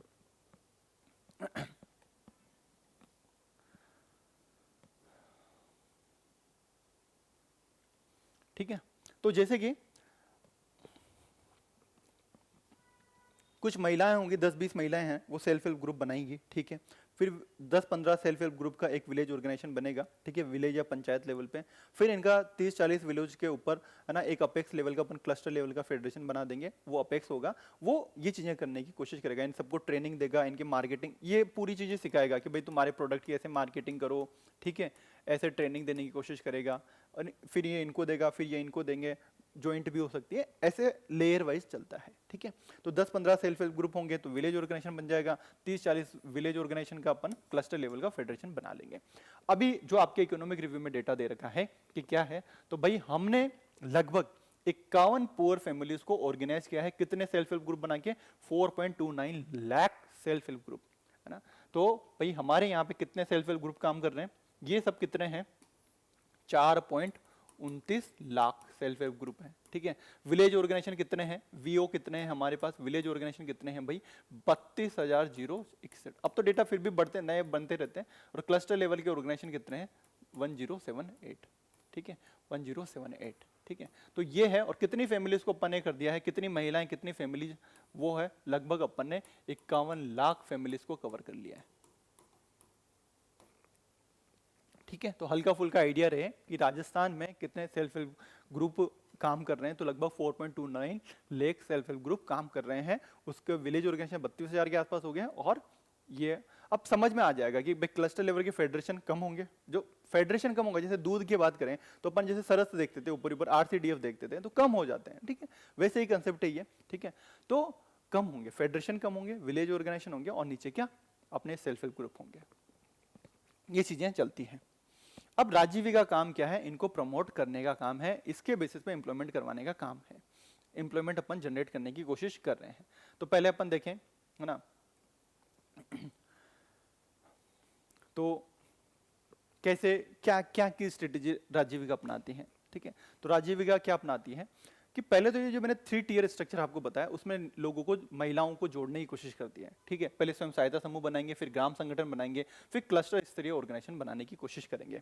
अब ये जो क्लस्टर लेवल के फेडरेशन होंगे ये मिनी बैंक की तरह काम करेंगे, थोड़ा लोन वोन भी दे देंगे, थोड़ा ट्रेनिंग भी दे देंगे, ठीक है। इनको सरकार की तरफ से, स्कीम की तरफ से पैसा आएगा और ये नीचे डिस्ट्रीब्यूट भी करेंगे, लोन वोन भी, ठीक है। फिर सरकार की तरफ से क्या है भाई, तो 2 तरह के पैसे फंड चलते हैं मेनली, ठीक है। वित्तीय समावेशन कैसे होगा, अब जैसे कि मान लो कोई अच्छा कर रहा है, कोई सेल्फ हेल्प ग्रुप अच्छा कर रहा है, तो पंचसूत्रा को फॉलो कर रहा है। क्या बोला मैंने, पंचसूत्रा। पंचसूत्रा को कोई सेल्फ हेल्प ग्रुप फॉलो कर रहा है, पंचसूत्रा से मेरा मतलब है कि 5 सूत्र होते हैं, 5 सूत्रों को फॉलो कर रहा है कि आपके जो भी सेल्फ हेल्प ग्रुप बनी उसकी रेगुलर मीटिंग हो रही है, एक, आप रेगुलर सेविंग कर रहे हो, थोड़ा थोड़ा पैसा बचा रहे हो, 2, तीसरा होता है आप आपस में लेंडिंग कर रहे हो, लोन दे रहे हो इंटरनेट, तीसरे, चौथी आप उस लोन को टाइमली रिपेमेंट कर रहे हो, और 5वीं होती है प्रॉपर बुक कीपिंग कर रहे हो, पूरा सिस्टम आपने रिकॉर्ड कीपिंग में सारी चीजें कि फलानी को इतना लोन दिया, फलानी ने वापस कर दिया, ये चीज कर रहे हो। ये 5 चीजें आप फॉलो कर रहे हो तो पंचसूत्रा फॉलो कर रहे हो। तो फिर इसमें थोड़ा सा वो होता है कि कौन 6 महीने तक पंचसूत्रा को फॉलो कर रहा है क्या, वो अपन को नहीं जाना है, बट जनरल बात ये है कि अगर कोई ऐसे सेल्फ हेल्प ग्रुप है वो पंचसूत्रा को फॉलो कर रहे हैं, तो अब कोई 6-7 महीनों से कोई फॉलो कर रहा है, बढ़िया चल रहा है, तो फिर अब उनको फिर सरकार की जिम्मेदारी हो जाती है कि राजीविका से सपोर्ट करें। तो भाई कैसे सपोर्ट करेंगे, तो भाई उनको रिवॉल्विंग फंड, क्या रिवॉल्विंग फंड से कुछ ग्रांट देंगे कि ठीक है ये 15,000 रुपए और पकड़ो, हमारी तरफ से, सरकार की तरफ से ग्रांट है ना, इसको थोड़ा सा ले आओ, आप फ्रिज व्रिज ले आओ, जो लाना है वो आप कर लो, ठीक है। किसी को सिलाई मशीन लेके आनी है लेके आ जाओ, ठीक है। किसी को कोई पैकेजिंग मशीन लानी है ले आओ, ठीक है। कोई कशीदगी लानी है ले आओ, ठीक है। 15,000 रुपए हमारी तरफ से लो, और थोड़ा क्योंकि आप ढंग से काम कर रहे हो, आपकी इनकम बढ़ रही है, ये हम चाहते हैं, ठीक है। तो फंड कैसा होता है, एक तो रिवॉल्विंग फंड होता है जो क्या है, ग्रांट है। ग्रांट मतलब आपको वापस नहीं लोन कर, वापस नहीं देना है, ठीक है। अब जैसे जैसे सेल्फ हेल्प ग्रुप बड़ा होता जाता है, ठीक है, उसमें और भी महिलाएं और भी आपके एस्पिरेशन बढ़ते हैं कि हम और करें और करें और थोड़ा बड़ा करें, तो भाई सरकार हर चीज तो फ्री में नहीं दे सकती, तो फिर लोन दिए जाएंगे। तो ये जो क्लस्टर लेवल पे अपन ने मिनी बैंक की बात करी थी, तो ये फिर फंड देंगे। तो कम्युनिटी इन्वेस्टमेंट फंड हर एसएसजी को अपन 75,000 रुपए लोन के तौर पे भी देते हैं कि भाई ये लो, थोड़ा लोन ले लो, चुका देना। तो 2 तरह के फंड काम करते हैं, ठीक है। तो पहले तो आपसे इनके फाइनेंशियल इंक्लूजन कैसे होता है, पहली चीज अपन ने पंचसूत्रा में ये खुद के पैसे बच जाते हैं, सेविंग, फिर इनको रिवॉल्विंग फंड से ग्रांट मिल जाती है, फिर कम्युनिटी इन्वेस्टमेंट फंड से पैसा मिल जाएगा, ठीक है, थोड़ा सीड कैपिटल स्टार्ट करने के लिए, है ना, ये कैपिटल है थोड़ा स्टार्ट करने के लिए। और फिर मान लो और कम पड़ रहा है तो बैंक से लोन भी मिल जाएगा, ठीक है, बैंक से लोन मिल सकता है। या फिर राजस्थान में, जैसे राजस्थान में अपने राष्ट्रीय विमेंस फंड है ना, राजस्थान महिला निधि है, उससे सस्ती दर में लोन मिल जाएगा। सस्ती दर कितनी पे, तो 2.5% के इंटरेस्ट रेट पे आपको लोन मिल जाएगा। ऐसा तो 10.5% की रेट होती है, बट 8% गवर्नमेंट भुगत लेगी, आपको 2.5% की रेट पे लोन मिल जाएगा। तो ये जो सेल्फ हेल्प ग्रुप है इनके पास पैसा कहाँ से आएगा, तो पैसा ऐसे आएगा। इनके जो फंडिंग लेडर होगी, खुद की सेविंग होगी, थोड़ी ग्रांट मिलेगी, थोड़ा सीड कैपिटल मिलेगा, है ना, सरकार की तरफ से, कम्युनिटी इन्वेस्टमेंट फंड की तरफ से, और थोड़ा बैंक लोन भी मिल सकता है। और ये चाहो तो आप राजस्थान महिला निधि से ले सकते हो 2.5% पे, 8% गवर्नमेंट खुद भुगतेगी। तो ये इनका फाइनेंशियल इंक्लूजन हो गया, ठीक है। तो किस स्ट्रेटेजी अपन पढ़ रहे थे, तो पहला तो हो गया कि इन लोगों को स्वयं सहायता समूह के अंदर इंटीग्रेट करना,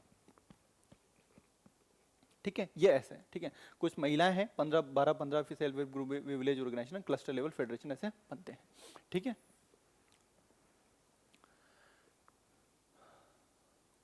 तो ये चीज हो गई। तो इससे फिर अपन आजीविका संवर्धन करेंगे, ठीक है। अपन क्या करेंगे, है ना, कृषि में या लाइव स्टॉक का कोई प्रोडक्ट बना रहे हैं, ठीक है। अब मान लो कि आपको अपने आउटलेट खोलने हैं, आप इवन इनको ये भी सपोर्ट किया जाता है कि जो आप बना रहे हो आप फ्लिपकार्ट पे, अमेजोन पे अपना प्रोडक्ट बेच सको, तो इनकी ब्रांडिंग करने का काम हो गया।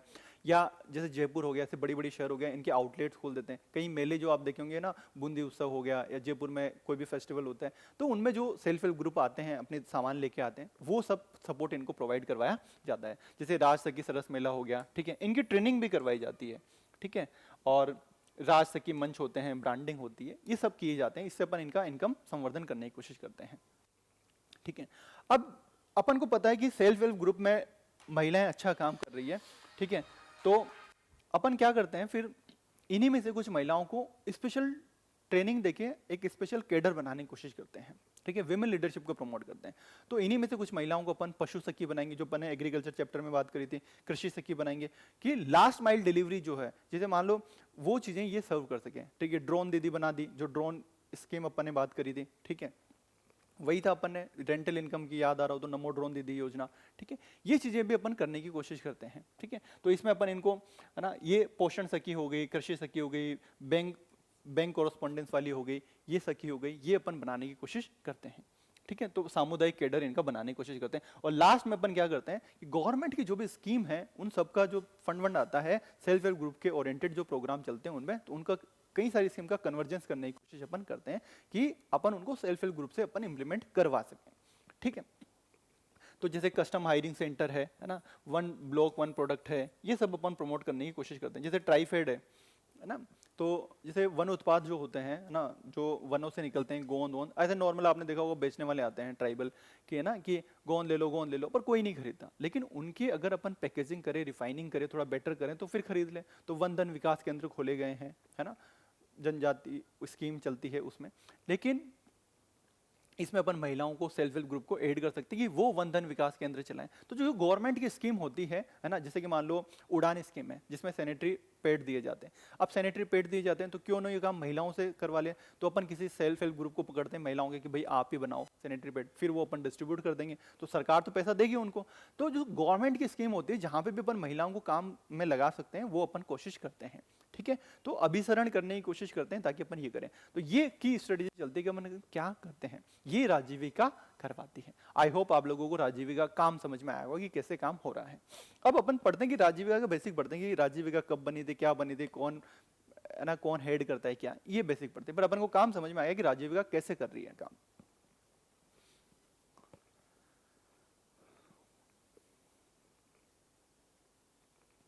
ठीक है, तो भाई अक्टूबर 2010 में बनी थी, रजिस्टर्ड 2011 के अंदर हुई थी और राजस्थान सोसाइटीज एक्ट में हुई थी। तो ये एक तरह की सोसाइटी है, ठीक है।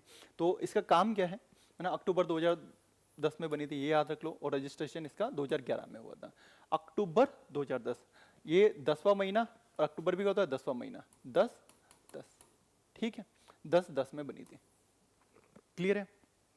10-10 का इसका वो है, रजिस्ट्रेशन जरूर 10-11, रजिस्ट्रेशन जरूर इसका किसका है, 10-11 का है, 27-10-11 का, 27-10-11, सोसाइटी के तौर पे ये रजिस्टर, कोई कंपनी है क्या, नहीं, क्या है, सोसाइटी के तौर पे रजिस्टर्ड है। कंपनी एक्ट में, कंपनीज एक्ट में रजिस्ट्रेशन नहीं है, सोसाइटी के तौर पे ये रजिस्टर्ड है।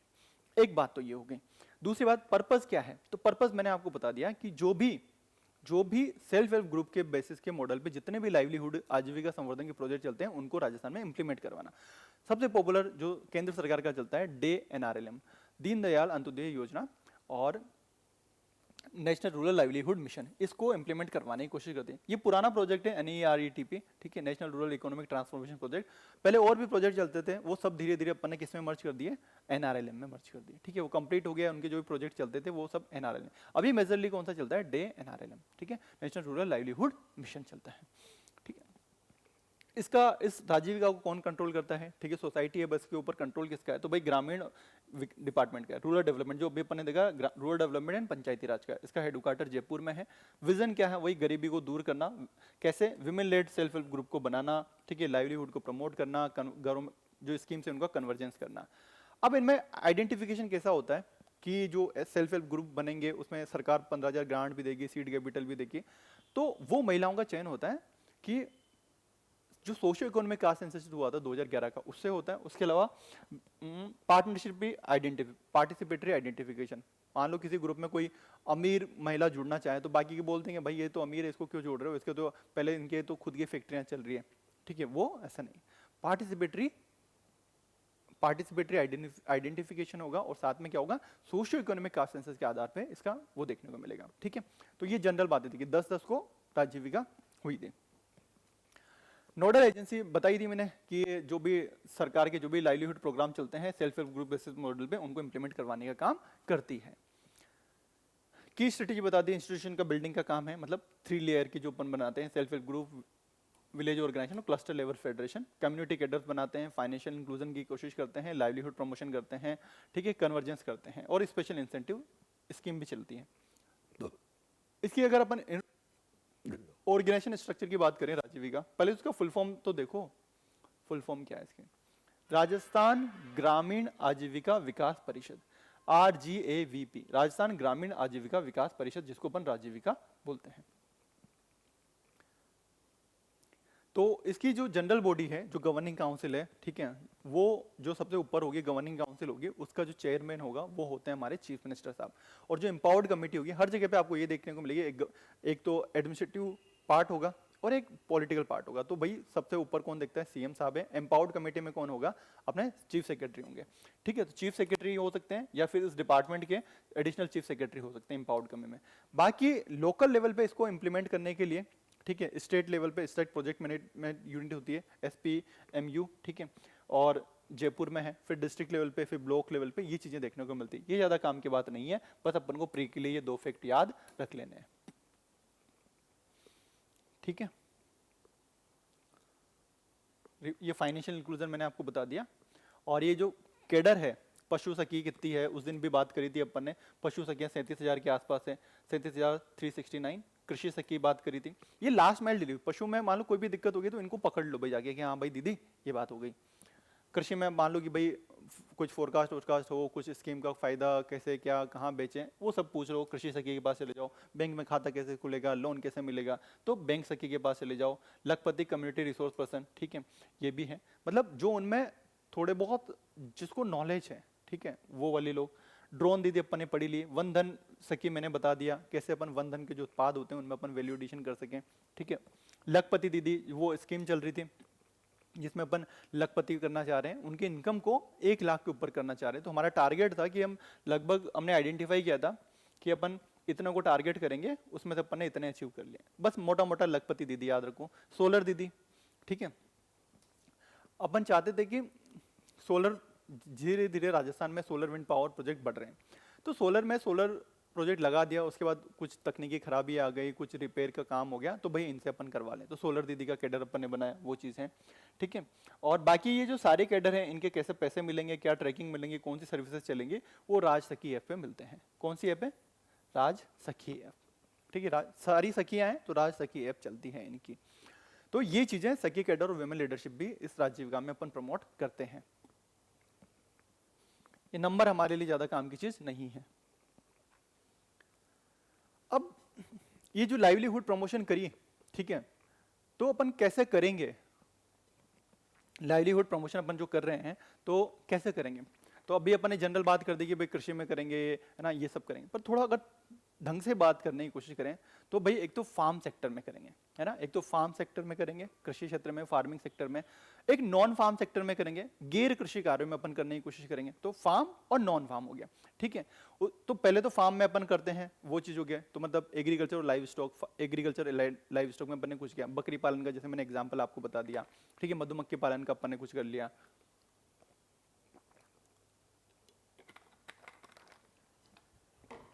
ये चीज करते हैं। नॉन फार्म भी अपन करते हैं। नॉन फार्म में जैसे मैंने बताया, कशीदा करने की कोई सिलाई मशीन अपन ने डाल ली, कुछ और चीज डाल ली, है ना, ब्लू पोट्री का कोई चीज काम का डाल ली, ब्लू पोट्री बनाने का डाल दिया। ये जो है ना, ये चीज अपन नॉन फार्म एक्टिविटीज में करते हैं, ठीक है।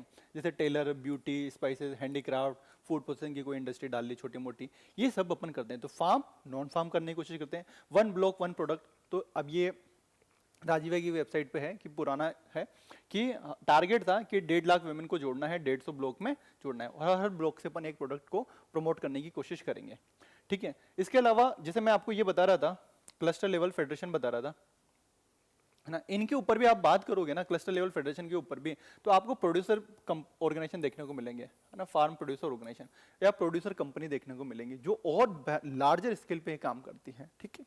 तो ऐसे अपने प्रोड्यूसर कंपनियां बनी हैं, राजस्थान में बनी है, हाड़ौती क्षेत्र में ज्यादा बनी है, ठीक है।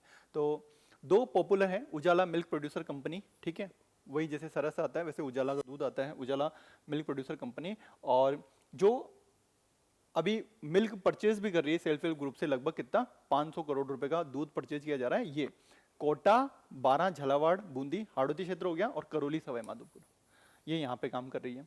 Hadoti women farmer produce company है, FPO है ना, ये अपन ने खोली है। जैसे कि जो सोयाबीन हो गया, मस्टर्ड हो गया, और धनिया हो गया, कोरिएंडर हो गया, इनकी वैल्यू एडिशन के लिए। कि धनिया हो गया तो उसको ग्राइंड, वो तोड़ा जाएगा, फिर उसको पैकिंग वेकिंग करने का, वैसे सोयाबीन का, ये जो छोटी छोटी चीजें हैं ना, वो भी अपन ने करने की कोशिश की। तो ये प्रोड्यूसर ऑर्गेनाइजेशन है, तो ये भी अपन ने किया। तो 2 नाम आप लिखने के लिए सकते हो कि प्रोड्यूसर कंपनी में जैसे उजाला मिल्क प्रोड्यूसर और Hadoti women farmer producer company. Hadoti women याद रख लो और उजाला मिल्क याद रख लो, ये किए हैं। बाकी जैसे मैंने आपको बताया कि गवर्नमेंट स्कीम में अपन कन्वर्जेंस करने की कोशिश करते हैं। वंदन विकास के अंदर में वंदन सखी की बात करी, वैसे ही मैंने आपको ये जो हमारी उड़ान स्कीम है सैनिटरी पैड में, इसमें अपन ने बात करी, ठीक है। और इनकी मार्केटिंग करने के लिए क्या किया जा रहा है, तो मैंने राज सखी ऐप है जिसमें सारी चीज़ें आती हैं। उसके अलावा इनके अमेजोन पे प्रोडक्ट मिल जाएंगे, फ्लिपकार्ट पे मिल जाएंगे, ठीक है। ONDC जो अपन ऑनलाइन प्रमोट करना चाह रहे हैं, है ना, वो चीज़ है। उसके अलावा गवर्नमेंट भी 1 से 2 लाख तक का जो ऑर्डर है ना, डायरेक्ट कुछ प्रोक्योर करनी हो किसी सेल्फ हेल्प ग्रुप से तो डायरेक्ट कर लेती है, बिना कोई टेंडर वेंडर के, ठीक है। तो डायरेक्ट प्रोक्योरमेंट कर लेती है। कुछ मेला लगते हैं, जैसे सरस के मेले लगते हैं, ठीक है। ये सब चीज़ें चलती है। तो इनको फार्म सेक्टर में, नॉन फार्म सेक्टर में, ठीक है, प्रोड्यूसर कंपनी बनाने में मदद देते हैं, ठीक है। गवर्नमेंट की स्कीम से जो कन्वर्जेंस करने की कोशिश करते हैं, इनके लिए अलग से विमेन कैडर बना रखा है। ये सब काम अपन करने की कोशिश करते हैं और इनका लाइवलीहुड प्रमोशन करते हैं, ठीक है। इनकी ट्रेनिंग भी अपन करवाते हैं, जैसे RSLDC इनकी ट्रेनिंग करवाती है। ये सब नॉर्मल बातें हैं, ठीक है। की प्रोजेक्ट की बात करूं तो मैंने आपको बता दिया, 1 ब्लॉक 1 प्रोडक्ट तो अपन ने बात कर ही ली, ठीक है, कि अपन 150 ब्लॉक को टारगेट करेंगे और हर ब्लॉक से एक प्रोडक्ट करेंगे और 1.5 लाख वुमेन को अपन को टारगेट करना है। एक जो सबसे पॉपुलर अभी चल रहा है, जो सारे ब्लॉक में चल रहा है, अभी तो ब्लॉक की संख्या बढ़ के कितनी हो गई, 487 437 437 437 यही है। आई होप वापस रिवाइज कर लेते हैं अपन ने। ब्लॉक की संख्या क्या है, 2-3 बार देख लेंगे तो याद हो जाएगी। 437 और ग्राम पंचायत हो गई 14,781। 437 और 14,781।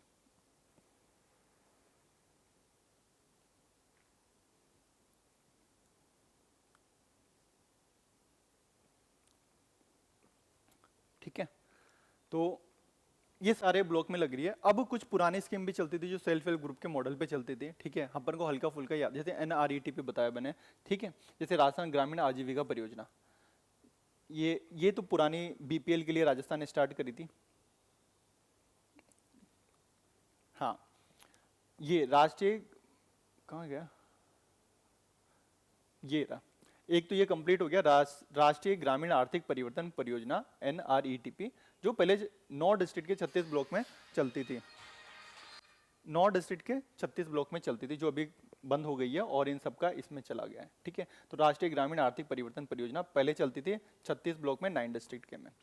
ये सब अभी NRLM में आ गए। उसके अलावा कुछ और भी परियोजनाएं जो कंप्लीट हो गई, जैसे राजस्थान गवर्नमेंट ने भी ऐसा स्टार्ट किया था, राजस्थान ग्रामीण आजीविका परियोजना, जो BPL फैमिलीज होती हैं उनके लिए स्पेशल खोली थी, उनके लिए स्पेशल स्कीम थी और वही काम था, ठीक है। तो ये वर्ल्ड बैंक के सपोर्ट से चलती थी। वैसे ही पश्चिमी राजस्थान में गरीबी कम करने के लिए एम्पावर प्रोजेक्ट चलता था, वो भी इसी थीम पे था, SSG को प्रमोशन करना, और वो IFAD पे चलता था, IAFD पे, ठीक है, इस पे चलता था, ठीक है। और ये जो पुराना चलता था एक national rural livelihood project NRLP, जो वर्ल्ड बैंक की मदद से चलता था। ये सब अब धीरे धीरे इसमें चलते हैं, है ना। तो अब सेम ही काम है, तो क्यों अलग अलग डुप्लीकेशन अपन को करना, अपन को डुप्लीकेशन क्यों करना। तो राजस्थान रूरल लाइवलीहुड प्रोजेक्ट चलता है, ठीक है। Mitigating poverty in western Rajasthan empower project चलता है, ठीक है। मर्ज हो गए, इनकी एक्टिविटी इनमें होती है। और national rural livelihood project NRLP, ठीक है। ये रूरल लाइवलीहुड प्रोजेक्ट अपन ने BPL के लिए खोला था, ठीक है। किसके लिए था, BPL के लिए, वर्ल्ड बैंक की मदद से। और अभी मेनली हमारा ये चल रहा है अप्रैल 2013 से चल रहा है, ठीक है। तो अगेन इसमें भी 4/2013, ये 13 1 और 3 4 अप्रैल 2013 से चल रहा है।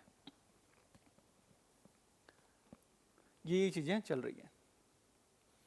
अब ये तो अपन ने देख लिया कि क्या क्या हो रहा है।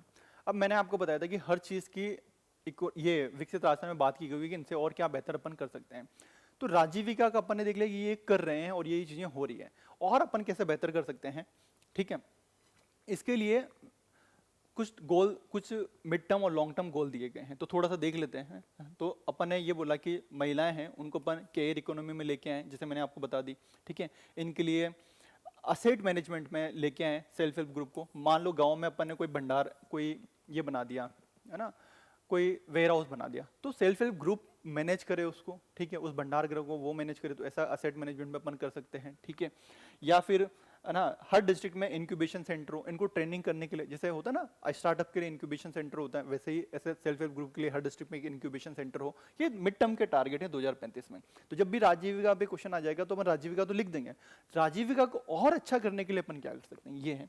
अपन ने बात करी थी जहाँ पे भी पुवर्टी है ना, ये एमपीआई पुअर हाउस होल्ड है, उनमें हर एक कम से कम एक विमेन को अपन सेल्फ हेल्प ग्रुप से जोड़ें ताकि उनकी गरीबी कम हो। और जो ग्राम पंचायत का डेवलपमेंट प्लान बनता है, जो भी ग्राम पंचायत का डेवलपमेंट प्लान बनता है, उसमें सेल्फ हेल्प ग्रुप को भी अपन जोड़ें ताकि वो बेहतर चीजें बता पाए और थोड़ा सा इंटीग्रेटेड करने की कोशिश करें ताकि उस हिसाब से उनका भी ध्यान रखा जा सके, ठीक है, और थोड़े से लोगों बाकी महिलाओं के लोगों की इनकम बढ़ सके। तो जीपीडीपी के अंदर महिलाओं एसएसजी को लेके आए, हर कोई गरीब है, एमपीआई पुअर फैमिली है, उनमें से हर महिला को अपन एसएसजी से जोड़ने की कोशिश करें, ठीक है। हम ये कोशिश करें कि महिलाओं एसएसजी को अपन असेट मैनेजमेंट में लेके आए, ये चीज अपन मिड टर्म में अपन करने की कोशिश करें। उसके अलावा लॉन्ग टर्म में अपन 1 ग्राम 1 प्रोडक्ट करें एसएसजी की मदद से, ठीक है। और जेंडर और चाइल्ड बजटिंग को अपन करने की कोशिश करें हर ग्राम पंचायत में। ये विमेन प्रोविजन है, विमेन रिलेटेड भी है और राजीविका रिलेटेड भी है, एक जगह पे मैंने आपको बता दिया जो अपन को आगे भी काम में लेंगे अपन।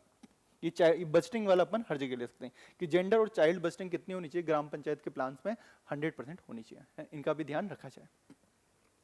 हर ग्राम पंचायत में हर ग्राम पंचायत में ये चीज इंश्योर हो कि वहां पे जेंडर बजट अलग हो और चाइल्ड बजट अलग हो, जैसे अभी राजस्थान के बजट में आते हैं, ये हम करना चाह रहे हैं।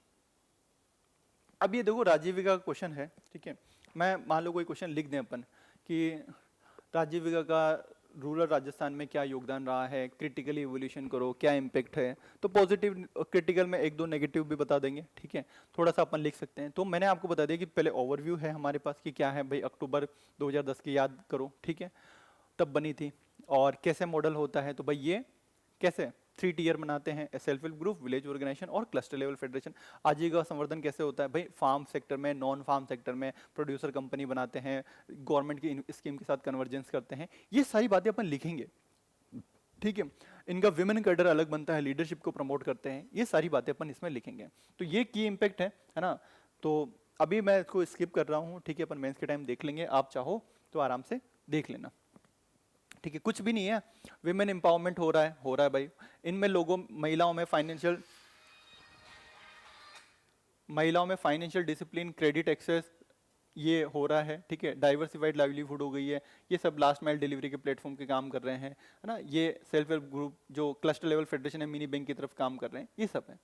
और चैलेंजेस क्या है, जो सेल्फ हेल्प ग्रुप के कुछ प्रोडक्ट होते हैं उनकी कुछ क्वालिटी के इशू आए हैं कई जगह पे, ठीक है, तो और उनके लिए मार्केटिंग सपोर्ट अभी इतना नहीं है, तो वो चीज़ है, उनमें अभी भी डिजिटल स्किल नहीं है, तो डिजिटल गैप है, ठीक है, और उनको स्केलिंग करना थोड़ा और, वो प्रोड्यूसर कंपनी बन सके, अपन ने देखा था कितनी कम थी, 2-3 थी, ठीक है, तो वैसे और स्केल कर सकें, वो गैप है, ठीक है, तो ये चीज़ अपन चैलेंजेस में बात कर सकते हैं।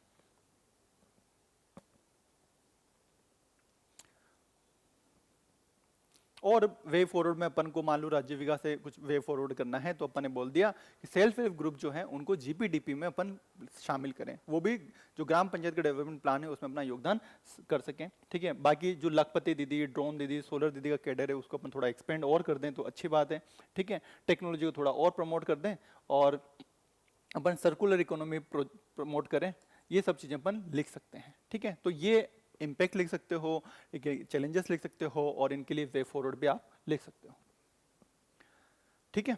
तो ये आपके लिए होमवर्क है, ठीक है, आप ये क्वेश्चन लिखना, आंसर राइटिंग के लिए करना कि discuss the role of Rajeevika in achieving inclusive rural development in Rajasthan, ठीक है, ये आपके लिए होमवर्क है। तो अभी तक अपन ने क्या क्या देखा, अभी तक अपन ने देखा क्योंकि कुछ गोल थे, ठीक है, वो अपन ने देखे कि विकसित राजस्थान में अपन क्या करना चाहते थे, भाई सारे फार्मर का प्रधानमंत्री फसल बीमा में हो जाए 100%, ये अपन ने देखा था, है ना, स्मार्ट विलेज बन जाए 2047 तक की बात करें, है ना, ठीक है, जो रेवेन्यू है उसमें कम से कम खुद का शेयर 50% चाहते हैं, पर कम से कम 30% तो हो, ठीक है, ये भी अपन ने बात करी थी, ठीक है।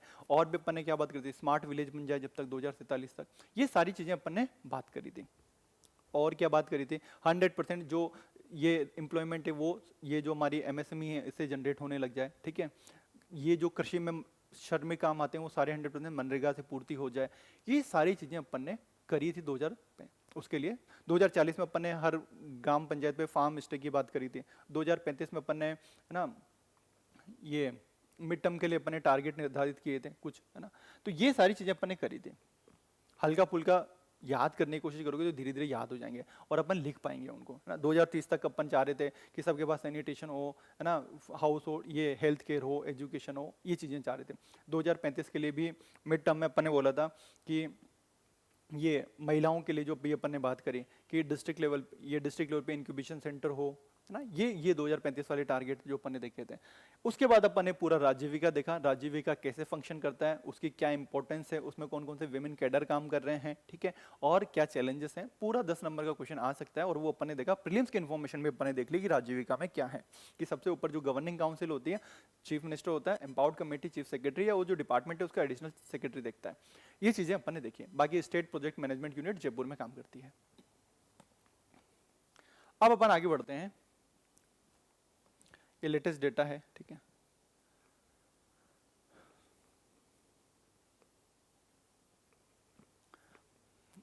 अब अपन आगे बढ़ते हैं एमजी नरेगा और वीबीजी राम जी।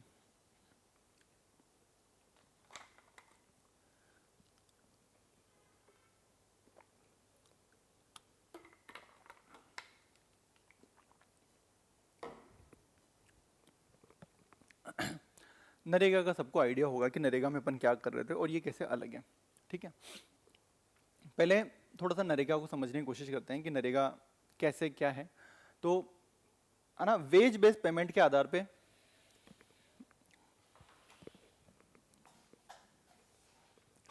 ठीक है ना, ग्रामीण क्षेत्रों में देखो रोजगार हम अपन बढ़ाना चाहते हैं, एम्प्लॉयमेंट अपन बढ़ाना चाहते हैं, लोगों की इनकम अपन बढ़ाना चाहते हैं। और आज से नहीं चाहते, आजादी के बाद से हमेशा चाहते हैं।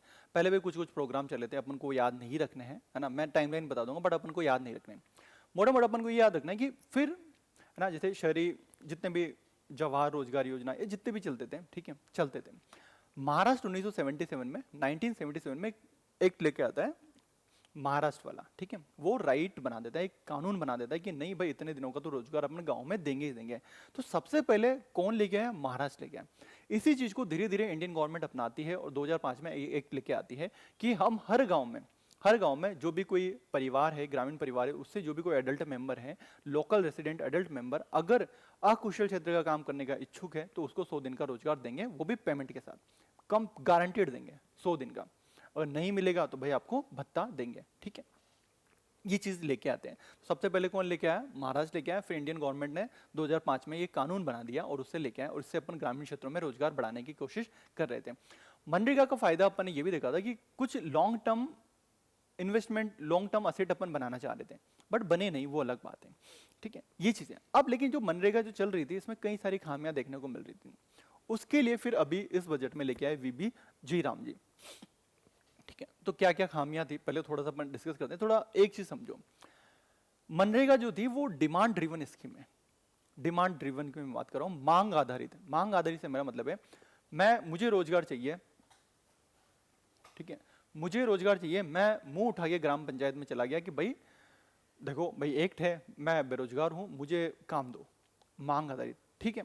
अब ऐसा सोचो कि मान लो किसी गांव से किसी साल किसी महीने में 15 लोग गए, किसी दूसरे महीने में अगले महीने में 30 लोग चले गए काम करने, दूसरे गांव में 50 चले गए ना, पहले 10 ही गए होंगे। अब ये सब चीजें जोड़ोगे, है ना, तो आप प्रिडिक्ट नहीं कर सकते। आप प्रिडिक्ट नहीं कर सकते कि इस महीने में कितने लोगों को रोजगार की नीड होगी। अलग अलग है, मांग आधारित है। अब इससे दिक्कत क्या होती है, ठीक है, मान लो सरकार ने नरेगा का फंड दिया, कुछ काम करने वाले ज्यादा आ गए, तो फिर सेंट्रल गवर्नमेंट से फंड मांगोगे। जो भी वेज, अनस्किल्ड वेज मिलता था पूरा 100% सेंट्रल गवर्नमेंट देती थी, ठीक है। जो भी मजदूरी थी, सामग्री का 75% सरकार, केंद्र सरकार देती थी, 25 राज्य देता था, जो भी मटेरियल की कॉस्ट हो गई, लेकिन पूरा वेज पेमेंट 100% सेंटर देती थी। तो फिर पता नहीं है ना, प्रिडिक्टिव नहीं कर सकते हो आप, है ना। किसी महीने कम रोजगार, किसी महीने ज्यादा, तो फिर सेंटर से मांगोगे, फिर वो पूरी चीजों में अप्रूव होगा, सारी चीजों की डिले होती थी। इसकी वजह से कई बार सेंटर से फंड डिले हो जाते थे। तो पहले क्या चलती थी, ओपन एंडेड फंडिंग थी, ओपन एंडेड, है ना, कुछ पता नहीं कि कितनी फंडिंग आएगी, इसकी वजह से डिले भी देखने को मिलती थी। तो फिर यहाँ पे इस बार बोला कि नहीं, इस चीज को सोल्व करने की जरूरत है। एक तो ये हो गई, तो अब इसको बना दिया गया सप्लाई साइड। ड्रिवन स्कीम या आउटपुट ओरिएंटेड स्कीम बना दिया। अब इसमें क्या बोला है वीबीजी राम जी में, क्या बोला है इसमें, केंद्र सरकार ने बोल दिया कि देखो कुछ ऑब्जेक्टिव पैरामीटर है हमारे, है ना, जो भी पैरामीटर ये बनाएंगे उस पैरामीटर के आधार पे ये क्या करेंगे कि हर राज्य में निर्धारित कर लेंगे कि आपको नरेगा का फंड इतना आएगा, ठीक है। अब इसके ऊपर का जो लगेगा वो आप जानो, इसके ऊपर का ज्यादा काम वाले आ गए आप जानो, भत्ता देना है अलावेंस आप जानो, ठीक है। हम बार बार नहीं, तो सेंटर क्या करेगा, अब क्या करेगा, इससे क्या होगा, नॉर्मेटिव फंडिंग, मानक आवंटन होगा। नॉर्मेटिव फंडिंग को अपने अपनाया, मानक आवंटन अपन ने किया। इससे ये फायदा हो गया कि जो पहले अनप्रिडिक्टेबिलिटी आती थी ओपन एंडेड फंडिंग की वजह से, वो चीज नहीं है, अब प्रिडिक्टेबिलिटी रहेगी, ठीक है। सरकार के फंड नहीं रुका है, केंद्र सरकार को जो देना था वो दे दिया उन्होंने एक बार में कि भाई राजस्थान को इतना मिलना है, जो भी पैरामीटर सेट किए उसके आधार पे ये मिल गया राजस्थान को, ठीक है।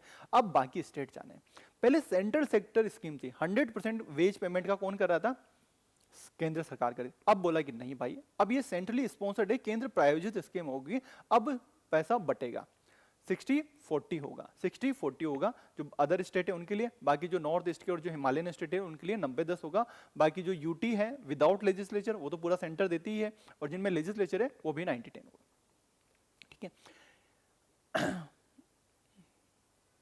ये चीज हुई। अब एक तो ये मेन चीज तो ये हो गई, दूसरा अपन को क्या देखने को मिलता था, ठीक है, पूरे साल रोजगार था, ठीक है। इसकी वजह से क्या होता था, है ना, पूरे साल में आप 100 दिन कभी भी आ सकते थे। तो जनरली क्या होता था कि जब एग्रीकल्चर में पीक सीजन आता है, जैसे बुआई करनी है या कटाई करनी है, उस टाइम पे मजदूरों की संख्या, मजदूरों की बहुत जरूरत पड़ती है, बट मजदूर क्या है ना कि नरेगा में चले जाते थे, ठीक है। अब आपको फसल कटानी या बुआई करवानी तो उनको लेके आओ, तो फिर आपको, है ना, पहले तो बिठा के लाना पड़ेगा, छोड़ के आना भी पड़ेगा, ठीक है, उनको नाश्ता भी करवाना पड़ेगा, उनको हाई रेट भी देनी पड़ेगी, तो थोड़े मजदूरों के उस सीजन में भाव बढ़ जाते थे। तो इन्फ्लेटेड एग्रीकल्चर में मजदूरी की रेट मान लो 500-600 रुपए पर डे हो, बट उस टाइम पे 900, 1000, 1100 ये सब देखने को मिलती है, ठीक है।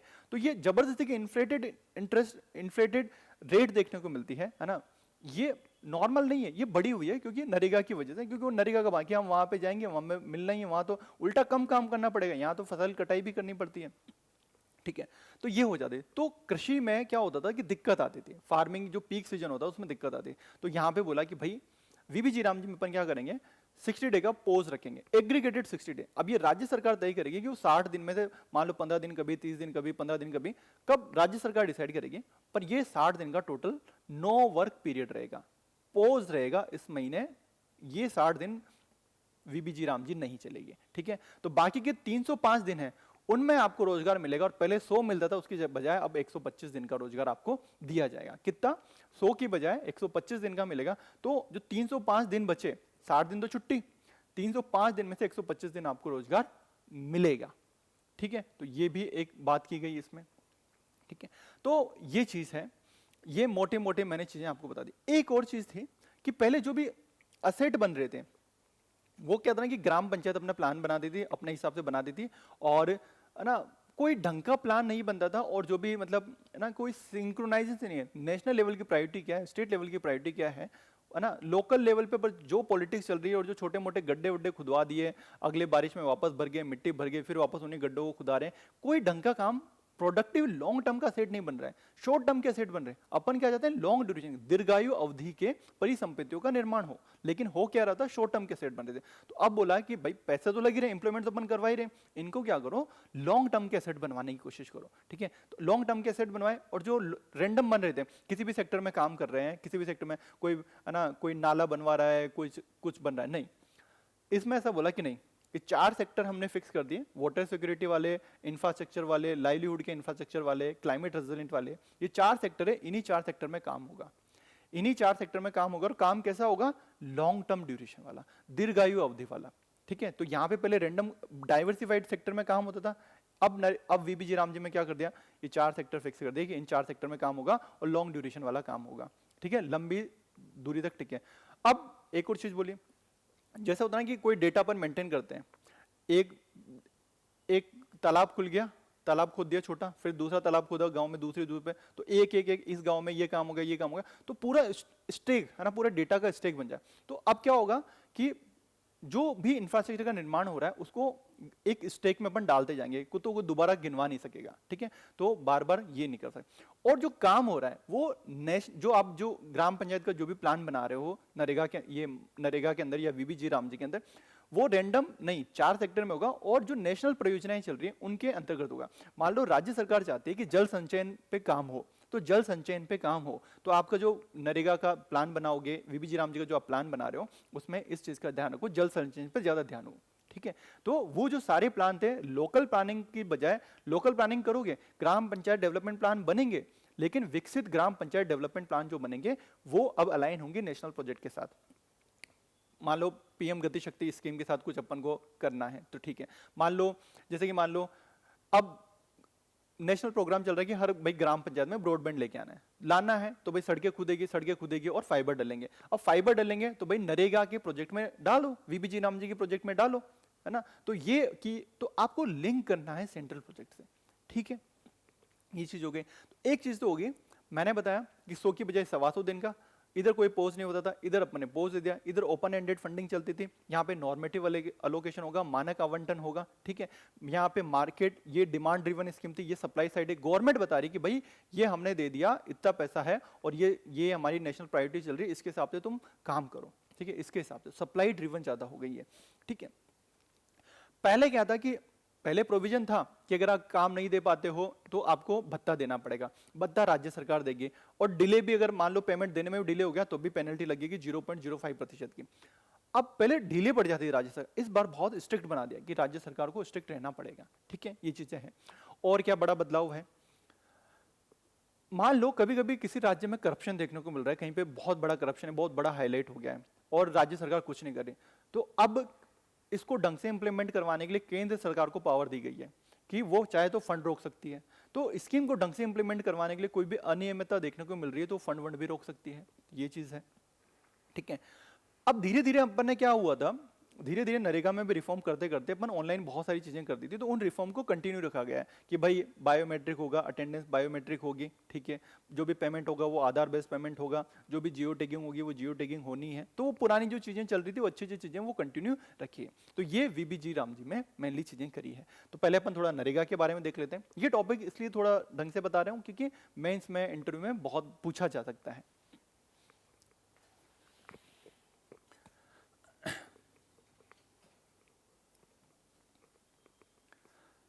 तो ये पुराने फेज में क्या चलते थे क्या नहीं चलते थे, ठीक है। पहले जैसे जवाहर रोजगार योजना हो गई, संपूर्ण ग्रामीण रोजगार योजना हो गई, वो ठीक है। बाद में महाराष्ट्र एम्प्लॉयमेंट गारंटी एक्ट आता है, पहली बार राइट टू वर्क मिलता है, और इन सबसे एक्सपीरियंस से Mahatma Gandhi national rural employment guarantee act आता है, MG NREGA, Mahatma Gandhi national rural employment guarantee act NREGA 2005 में आता है, ठीक है। ये तो मैंने आपको बता दिया क्या फीचर्स होती है, ठीक है। तो किसी भी पहले तो ये क्या है ना? तो 100 दिन का गारंटीड रोजगार देते हैं अपन, कितने दिन का, 100 दिन का। और कौन सा, अनस्किल्ड, ऐसा कि नहीं बहुत स्किल का, अनस्किल्ड, भाई गांव में वही काम होता है और वही लोगों के पास स्किल तो होती नहीं है, वहां ये बोलने लग जाएंगे सबको है ना माइक्रोसॉफ्ट एक्सेल चलाना आना चाहिए तभी रोजगार देंगे, पार पड़ेगी नहीं, ठीक है।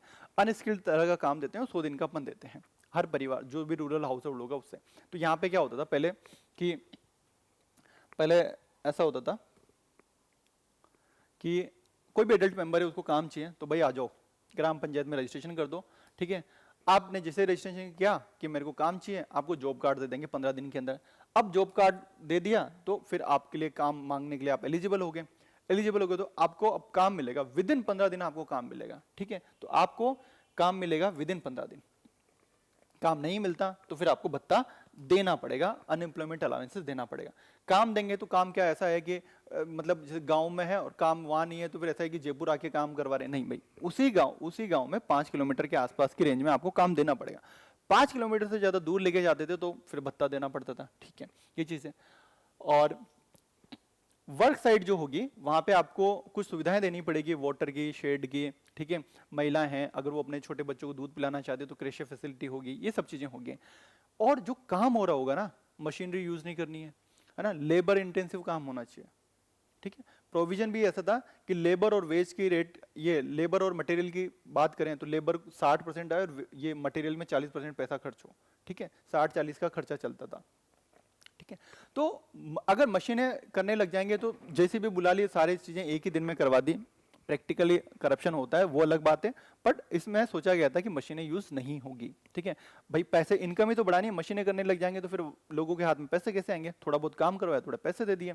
ठीक है, तो ये होगा, तो नो कोई कॉन्ट्रैक्टर नहीं होगा, कोई मशीनरी नहीं होगा, और ये जो भी काम होगा ग्राम सभा डिसाइड करती है, और शुरू में ग्राम पंचायत डिसाइड करती है, और फिर इसका ऑडिट करते हैं। सोशल ऑडिट का प्रोविजन था सेक्शन 17 में कि सोशल ऑडिट होगा। ठीक है, लोग ऑडिट करेंगे, ठीक है, ग्राम पंचायत ग्राम सभा वाले कि हाँ भाई सही में काम हुआ है कि नहीं हुआ है। ठीक है, सोशल ऑडिट अपन पबेड में पढ़ेंगे। ठीक है, और वेज पेमेंट करना ही पड़ेगा टाइमली, और ये सब चीजें उसके अंदर होती थी, इससे लाइवलीहुड मिलता था। ठीक है, तो पात्रता, जॉब कार्ड, रोजगार की गारंटी मिलती थी। ठीक है, 15 दिनों के भीतर उनको रोजगार देना पड़ेगा, नहीं होते तो बेरोजगारी भत्ता देना पड़ता था। कितना क्या, ये हमारे लिए इंपॉर्टेंट नहीं है। ठीक है, और कार्य क्षेत्र मैंने बता दिया, ठेकेदार की अनुमति नहीं होती थी। ठीक है, किसी भी मशीन का अपन यूज नहीं करते थे। ठीक है, ये सब है जहाँ पे, और ये चीजें होती थी। तो अभी तो ज्यादा काम की नहीं है, मोटी मोटी ये चीजें।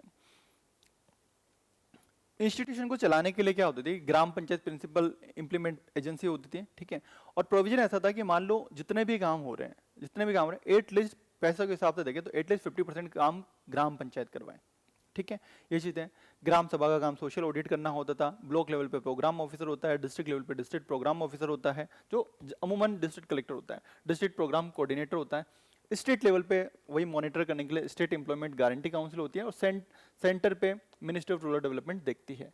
और ये सब कहाँ पे जाते हैं, एक नरेगा सॉफ्टवेयर है, वेबसाइट है, आप खोलोगे तो आपको मिल जाएगी नरेगा सॉफ्ट, उस पर सारी डिटेल मिलेगी कि कौन से नरेगा साइट पे कौन सा काम हुआ, कितना हुआ, कौन से असेट बने, कितने बने, वो सारी चीजें यहाँ पे मिलती है नरेगा सॉफ्ट में।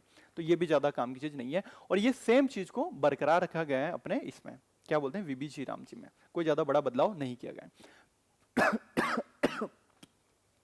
फंडिंग कितनी होती थी वीबीजी इसमें मनरेगा में, तो फंडिंग 100% अनस्किल्ड जो वेज मिलता था वो सेंटर देती थी। मटेरियल कॉस्ट में, या कोई मान लो कोई स्किल्ड मजदूर बुलाना पड़े या मटेरियल कॉस्ट होगी, तो सेंटर 75 देती थी और स्टेट 25% देता था। वेज में मैंने बता दिया, वेज और मटेरियल का रेशियो 60-40 रखा जाता था, मतलब लेबर इंटेंसिव का काम होता था। ये पुरानी है तो ज्यादा काम की नहीं है। क्या क्या काम करवा सकते थे तो ये तो सबको पता ही है। ठीक है, और टेक्नोलॉजी के लिए अपन ने धीरे धीरे सबके डीबीटी करने लग गए थे, जो भी पैसा आएगा सीधा खातों में आएगा। ठीक है, और जो भी अटेंडेंस रहेगी, अटेंडेंस के लिए ऑनलाइन सिस्टम है, नेशनल मोबाइल मॉनिटरिंग सिस्टम। ठीक है, ये है सारा पेमेंट आधार बेस्ड पेमेंट सिस्टम होता है, जियो टैगिंग होती है एसेट की, सोशल ऑडिट मैंडेटरी होता है। ये टेक्नोलॉजी का यूज किया और ट्रांसपेरेंसी के लिए अपन ने मेजर कर रखे थे। बहुत बार मनरेगा आपने पढ़ी है, आपको याद भी है, इसलिए मैं जल्दी जल्दी बता रहा हूँ। ठीक है, ये प्रोविजन होते थे। अभी वीबीजी राम जी को थोड़ा सा समझ में आता है, डिटेल में अपन पढ़े, ये थोड़ा सा अपन देख ले लें। ठीक है, अब लेकिन मैं बात करूं कि चलो ठीक है, नरेगा आपने खत्म कर दिया, ठीक है, उसकी जगह आप वीबीजी राम जी लाए, समझ में आता है। तो नरेगा क्या कोई फालतू स्कीम थी? नहीं। तो अगर एग्जाम में क्वेश्चन आ जाए कि डिस्पाइट इट्स लिमिटेशन, भाई लिमिटेशन है तभी तो आप कोई वीबीजी राम जी ले आए, लेकिन हाँ कि हाँ इसकी सीमाओं के बावजूद नरेगा ने ग्रामीण क्षेत्र में आजीविका संवर्धन में एक अच्छा काम किया है, समझाइए या टिप्पणी कीजिए, कुछ ऐसा आ गया। Despite it's limitation MNREGA has improved livelihood among rural house holds, ऐसे करके कुछ अपन ने कुछ क्वेश्चन आ गया, तो फिर लिखनी पड़ेगी भाई कैसे किया, क्या किया, तो भाई क्या किया, तो कुछ डेटा होना चाहिए। तो भाई बताओ क्या हुआ मनरेगा में। सबसे बड़ी बात मनरेगा की क्या थी? सबसे बड़ी बात यह थी कि काम को कानूनी अधिकार है, मैं मुंह उठा के जा सकता हूं, आप मना नहीं कर सकते कि मेरे को काम है, मना करोगे तो भाई भत्ता देना पड़ेगा। तो राइट टू वर्क जो है वो स्टेचुरी बन गया, राइट टू वर्क हमें मिलता है, कार्य करने का अधिकार मिलता है। लाइवलीहुड जो आर्टिकल 1921 की अपन बात करते हैं वो हमें मिलता है। ठीक है, गरीबी कम हुई, भाई लोगों के हाथ में पैसा आएगा तो गरीबी कम होगी, तो गरीबी कम हुई है। कितनी कम हुई है? तो भाई जो ग्रामीण क्षेत्र की गरीबी थी वो 27% से घटकर 5% के आसपास रह गई है, 5.3%। ये मल्टीपल पॉवर्टी इंडेक्स नहीं है, ये एमपीआई नहीं, ये नॉर्मल गरीबी है। ठीक है, बस डेटा याद रख लो कि हाँ लिखने के लिए कि जो पॉवर्टी है 27% से घट के जो 22-23 में बात करूं 5% के आसपास रह गई है। ठीक है, महिलाओं का पार्टिसिपेशन बढ़ा है नरेगा में। चलो पुरुष तो फिर भी कुछ काम कर लेते, गांव में पुरुष जो होते हैं दुकानें खोल दी है ना, या कृषि में कुछ कार्य कर लिया। महिलाओं को सबसे ज्यादा फायदा हुआ है नरेगा का। महिलाओं का पार्टिसिपेशन नरेगा में बोला गया था एक्ट में कि 1/3 होगा, है ना, 33% तो होना ही चाहिए। वो एक्चुअल में आप ऑब्जर्व करोगे तो वो 58% के आसपास ऑब्जर्व किया गया था, अभी जब लास्ट में 25-26 में अपन बात कर रहे थे। और इसमें एक्ट में कितना लिखा हुआ है, 33%। अभी वीबीजे राम जी में भी यही बरकरार रखा गया है, ठीक है। उसके अलावा जो टेक्नोलॉजी में अपन ने जो प्रयास किए, आधार सीडिंग करवा दी, सबके डीबीटी हो रहा है, आधार इनेबल्ड पेमेंट सिस्टम हो रहा है, सबकी ऑनलाइन अटेंडेंस हो रही है, जियो टैगिंग हो रही है, ये सब अच्छी चीजें हैं, ठीक है, और ये इनका फायदा हुआ है।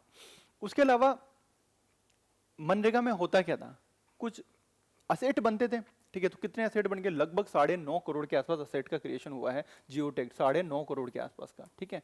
और जब कोविड-19 आया था ना, लोगों के हाथ में रोजगार नहीं था, उस टाइम पे मनरेगा ने बहुत हेल्प करी है लोगों के इनकम के लिए, क्योंकि सब चीजें बंद हो चुकी थी, ठीक है। उसी साल 1.11 लाख करोड़ का एक्सपेंडिचर हुआ था, उसी साल, जनरली इतना नहीं होता। तो इकोनॉमिक स्टेबलाइजर का काम किया था महामारी के दौरान, ठीक है, और ये हल्का कुल मिला के। लेकिन ये जो मॉडल है अभी ओपन एंडेड जो मॉडल है, डिमांड ड्रिवन जो मॉडल है, अब हमारे लिए सुटेबल नहीं करता है। अभी गरीबी भी कम है, ठीक है, और अलग सिचुएशन हो चुकी है, आज से 2005 में अलग सिचुएशन थी, आज 21 साल बाद अलग सिचुएशन है। तो अभी अपन समझ में आया कि अपन को वीबीजी राम जी लाना पड़ेगा। तो अगर सिग्निफिकेंस की बात करें तो सिग्निफिकेंस तो ये हो गई कि पहला तो राइट टू वर्क हुआ, महिलाओं का पार्टिसिपेशन 58% तक बढ़ गया, ठीक है। जो डिसेंट्रलाइजेशन गवर्नेंस चाहते हैं अपन, विकेंद्रीकरण शासन चाहते हैं, तो उसमें ग्राम सभा भी मजबूत हुई है, लोकल प्लानिंग कर सकते थे वो, ठीक है, ये चीजें हुई है। कोविड के टाइम पे इन्होंने बहुत बड़ा रोल प्ले किया है, और जो गरीबी है वो कम हुई है। तो ये मेंस के हिसाब से अगर क्वेश्चन आ जाता है तो अपन ये पॉइंट लिखेंगे, ठीक है। अब ये जो नरेगा सॉफ्ट से मैंने डेटा लिया है, भाई देखो इतने करोड़ के एसेट बन गए, ये सब चीजें बोल बच्चन वाली है। लेकिन क्या ऐसी कमी थी, क्यों अपन ने वीबीजी राम जी लानी पड़ी, ठीक है। तो कुछ तो बात होगी कि अपन को नरेगा में कुछ तो कमी रही होगी, इसलिए अपन को वीबीजी राम जी लाना पड़ा होगा, ठीक है। तो क्या कमी रही होगी, इस पे अपन थोड़ी सी चर्चा कर लेते हैं कि क्या क्या है, थोड़ी सी क्या डिटेल में कर लेंगे अपना क्या जाता है। तो डिटेल में अगर चर्चा करें तो पहला प्रोविजन तो ऐसा था कि 100 दिनों का रोजगार मिलेगा, बट ग्राउंड लेवल पे इसका इंप्लीमेंटेशन बड़ा पुअर था। एक्चुअल में देखोगे तो डेटा ऐसा बोलता है कि अगर अपन लास्ट साल की भी बात करें, 2023-24 की मैं बात करूं ना, 100 में से रजिस्टर किया होगा ना 100 हाउस होल्ड में, 7 हाउस होल्ड को 100 दिन का रोजगार मिला होगा, बाकी किसी को 60 दिन मिल रहा है, किसी को 70 दिन मिल रहा है, किसी को 50 दिन। एवरेज देखोगे तो एवरेज निकल के आएगा 30 से 50 दिन। तो पहला तो जो प्रॉमिस था वही फुलफिल नहीं हुआ, तो ये जो फुलफिल गारंटी थी 100 डेज की, ये फुलफिल नहीं हुई। पहला तो ये हो गया, ठीक है, कि पहला क्या हुआ कि जो 100 दिन रोजगार की उपलब्धि कम हुई, बहुत कम परिवारों को 100 दिन का काम मिला है, केवल औसत 30-40। तो मांग होने के बावजूद भी काम नहीं मिला। मांग थी, लोग चाहते थे कि हमें रोजगार दो, बट रोजगार नहीं मिला, ठीक है, पहली कमी तो ये थी, ठीक है। दूसरी, ये जो पेमेंट का इसमें सिस्टम था कि भाई विद इन 15 दिन में पेमेंट हो जाना चाहिए। 15 दिन छोड़ो, यहाँ पे पेमेंट ही नहीं आ रहे, सेंटर की तरफ से फंड नहीं आ रहा, डिले हो रहा है, ठीक है। यहाँ पे बैंक का कोई इशू आ गया, आधार से संबंधित कोई इशू आ गया, फिंगरप्रिंट काम नहीं कर रहे, ये सारी चीजें हो गई। अब लोगों को तुम रोजगार नहीं दे रहे हो, उनके पैसे नहीं दे रहे हो, काम कर दिए, तो लोग क्या करेंगे भाई, वो तो जाएंगे माइग्रेशन करेंगे, पलायन करेंगे। तो वो चीजें देखने को मिल रही थी। भाई जो चीज कम करने के लिए आप नरेगा लाए थे वो तो फुलफिल ही नहीं हो रही थी, ठीक है, ये चीज ऐसा बोला। भ्रष्टाचार बहुत ज्यादा बढ़ गया था, ठीक है। कितने ही अपने डिजिटल रिफॉर्म लिए, बट फिर जी फर्जी जॉब कार्ड अभी भी होते हैं, ठीक है, घोस्ट बेनिफिशियरी, ठीक है, कुछ लोग मर गए, उनके जॉब कार्ड अभी भी बने हुए हैं, मास्टर रोल में जाने किन किन के नाम आ रहे हैं, ठीक है, उनको पता ही नहीं है, ठीक है। ये ऐसी चीजें हमें ऑब्जर्व हुई, ठीक है, और ये देखने को मिली। जो डिजिटल उपस्थिति की बात करते हैं अपन, है ना, national mobile monitoring system NMIMS के अंदर जो डिजिटल उपस्थिति की बात करते हैं, वो भी लोगों दरकिनार किया था, फॉलो नहीं किया जा रहा था, ठीक है। ये चीजें हो रही थी, करप्शन लीकेज अपन को देखने को मिला। ऊपर से क्या कर रहे थे, मेट क्या करते थे, ठीक है, सारा मशीनें बुला के सीधा काम करवा देते थे, लोगों को थोड़े थोड़े पैसे दे दिए, मतलब फुल घपला था। मशीनें नहीं यूज करनी थी, पर मशीनें भी यूज हुई है ना। मास्टर रोल मेट वेट ने खूब हेराफेरी करी है, तो करप्शन देखने को मिलते हैं, ठीक है। और उसके अलावा अपन ने बात करी थी कि यार काम करो तो ढंग का करो, बट यहाँ पे क्वालिटी का काम तो हो ही नहीं रहा है, हर साल वापस से खड्डे भर जा रहे हैं, है ना। कोई अलाइनमेंट ही नहीं है, लॉन्ग टर्म की कोई सोच ही नहीं है, और बहुत सारे रैंडम हर क्षेत्र में काम हो रहे हैं, कोई दिशा ही नहीं है, ठीक है। तो लो पुअर क्वालिटी का असेट देखने को मिलता था, वीक प्लानिंग और कैपेसिटी अपन को देखने को मिलती थी, ठीक है। लेबर बजट अपन ने बना दिया पर वो अनरियलिस्टिक होता था, है ना। अपन तो कम, सेंट्रल गवर्नमेंट कम फंड दे रही है, स्टेट कम दे रही है, पर डिमांड ज्यादा आ जाती थी, ठीक है, ऐसा देखने को मिलता था। सोशल ऑडिट, जो सामाजिक अंकेक्षण या सामाजिक लेखा परीक्षा की अपन बात करते थे कि काम होने के बाद उसका समाज लोग क्या करेंगे, आकलन करेंगे, बेनिफिशियरी जो है कि हाँ भाई ये सही में बने हैं, क्वालिटी के बने हैं, वो सब चीजें, वो भी नहीं हो रहा था, ठीक है। लोगों को पता ही नहीं है कि सोशल ऑडिट भी ऐसा चीज होती है। फंडिंग के इश्यू आ जाते थे, ठीक है, सेंटर की तरफ से फंडिंग बीच आधे साल में बीच में खत्म हो जाती थी, ठीक है। और कुछ स्ट्रक्चरल प्रॉब्लम तो थे ही थे। स्ट्रक्चरल प्रॉब्लम जैसे मैंने बताया कि एग्रीकल्चर का जब पीक सीजन आता था, ठीक है, कटाई का, बुआई का, उस टाइम पे रेटें बढ़ जाती थी मजदूरी की, ठीक है, तो दिक्कत होती थी। तो ये स्ट्रक्चरल प्रॉब्लम भी थी। उसके अलावा हमने अभी तक फोकस किस पे रखा, अनस्किल्ड काम पे या लो स्किल्ड काम पे। हमने कभी मनरेगा वर्कर्स को ट्रेन करने की कोशिश ही नहीं करी। ट्रेन करते तो शायद वो थोड़ा और अच्छा कर पाते, है ना। क्यों उन्हें मनरेगा में अनस्किल्ड वर्क में ही रहना है, मुझे डेली जाके फावड़ा क्यों उठाना है यार। तुम एक बार मुझे कंप्यूटर चलाना सिखा दो, या तुम मुझे कोई सिलाई मशीन चलाना सिखा दो, कोई ढंग का काम कर दो, अगले साल मैं खुद करने लग जाऊंगा, पर तुम्हें तो वही करना है, ठीक है। तो अनस्किल्ड वर्क को प्रमोशन मिला। उसके अलावा पुअर स्टेट में जहां ढंग का इंप्लीमेंटेशन होना चाहते हैं, वहां पे ढंग का इंप्लीमेंटेशन नहीं है, अनइवन इंप्लीमेंटेशन देखने को मिलता है। जहां ज्यादा जरूरत है वहां तो उल्टा और भी बुरे हालत है, ठीक है। तो ये सारी चीजें क्या थी, ये लिमिटेशन थी नरेगा की, जो वहां पे हमें देखने को मिल रही थी। इन सब के लिए आता है वीबी जी राम जी, विकसित भारत 2047 में जो हमारी रिफॉर्म की अपन जो बात कर रहे हैं, अमृतकाल की बात कर रहे हैं, उसमें नरेगा को रिफॉर्म करना है। तो रिफॉर्मिंग नरेगा फॉर विकसित भारत, है ना। विकसित भारत के लिए नरेगा को रिफॉर्म करने के लिए बात होती है। तो ये एक्ट जो है आता है, इसको इंट्रोडक्शन लोकसभा में होता है 16 दिसंबर को, लोकसभा पास कर देती है 18 दिसंबर को, और 18 दिसंबर की रात को 12:30 बजे के आसपास, तो डेट कौन सी होगी, 19 दिसंबर, उसको राज्यसभा पास कर देती है, और 21 तारीख को प्रेसिडेंट असेंट दे देती है, ठीक है। और ये बन जाता है अपना एक्ट। तो जो पहले चलता था Mahatma Gandhi national rural employment guarantee act, वो बन गया अपना वीबीजी रामजी एक्ट। इसकी full form Viksit, VB Viksit Bharat, G for ग्रामीण, जी फॉर गारंटी फॉर रोजगार एंड आजीविका मिशन। गिर पड़ के अपन ने नाम बना दिया, और फिर पीछे का जी है ग्रामीण, ग्रामीण क्षेत्र के लिए, शहरी क्षेत्र के लिए नहीं, ग्रामीण क्षेत्र के लिए, ठीक है। तो वीबीजी रामजी एक्ट बनता है हमारा 21 तारीख से, ठीक है।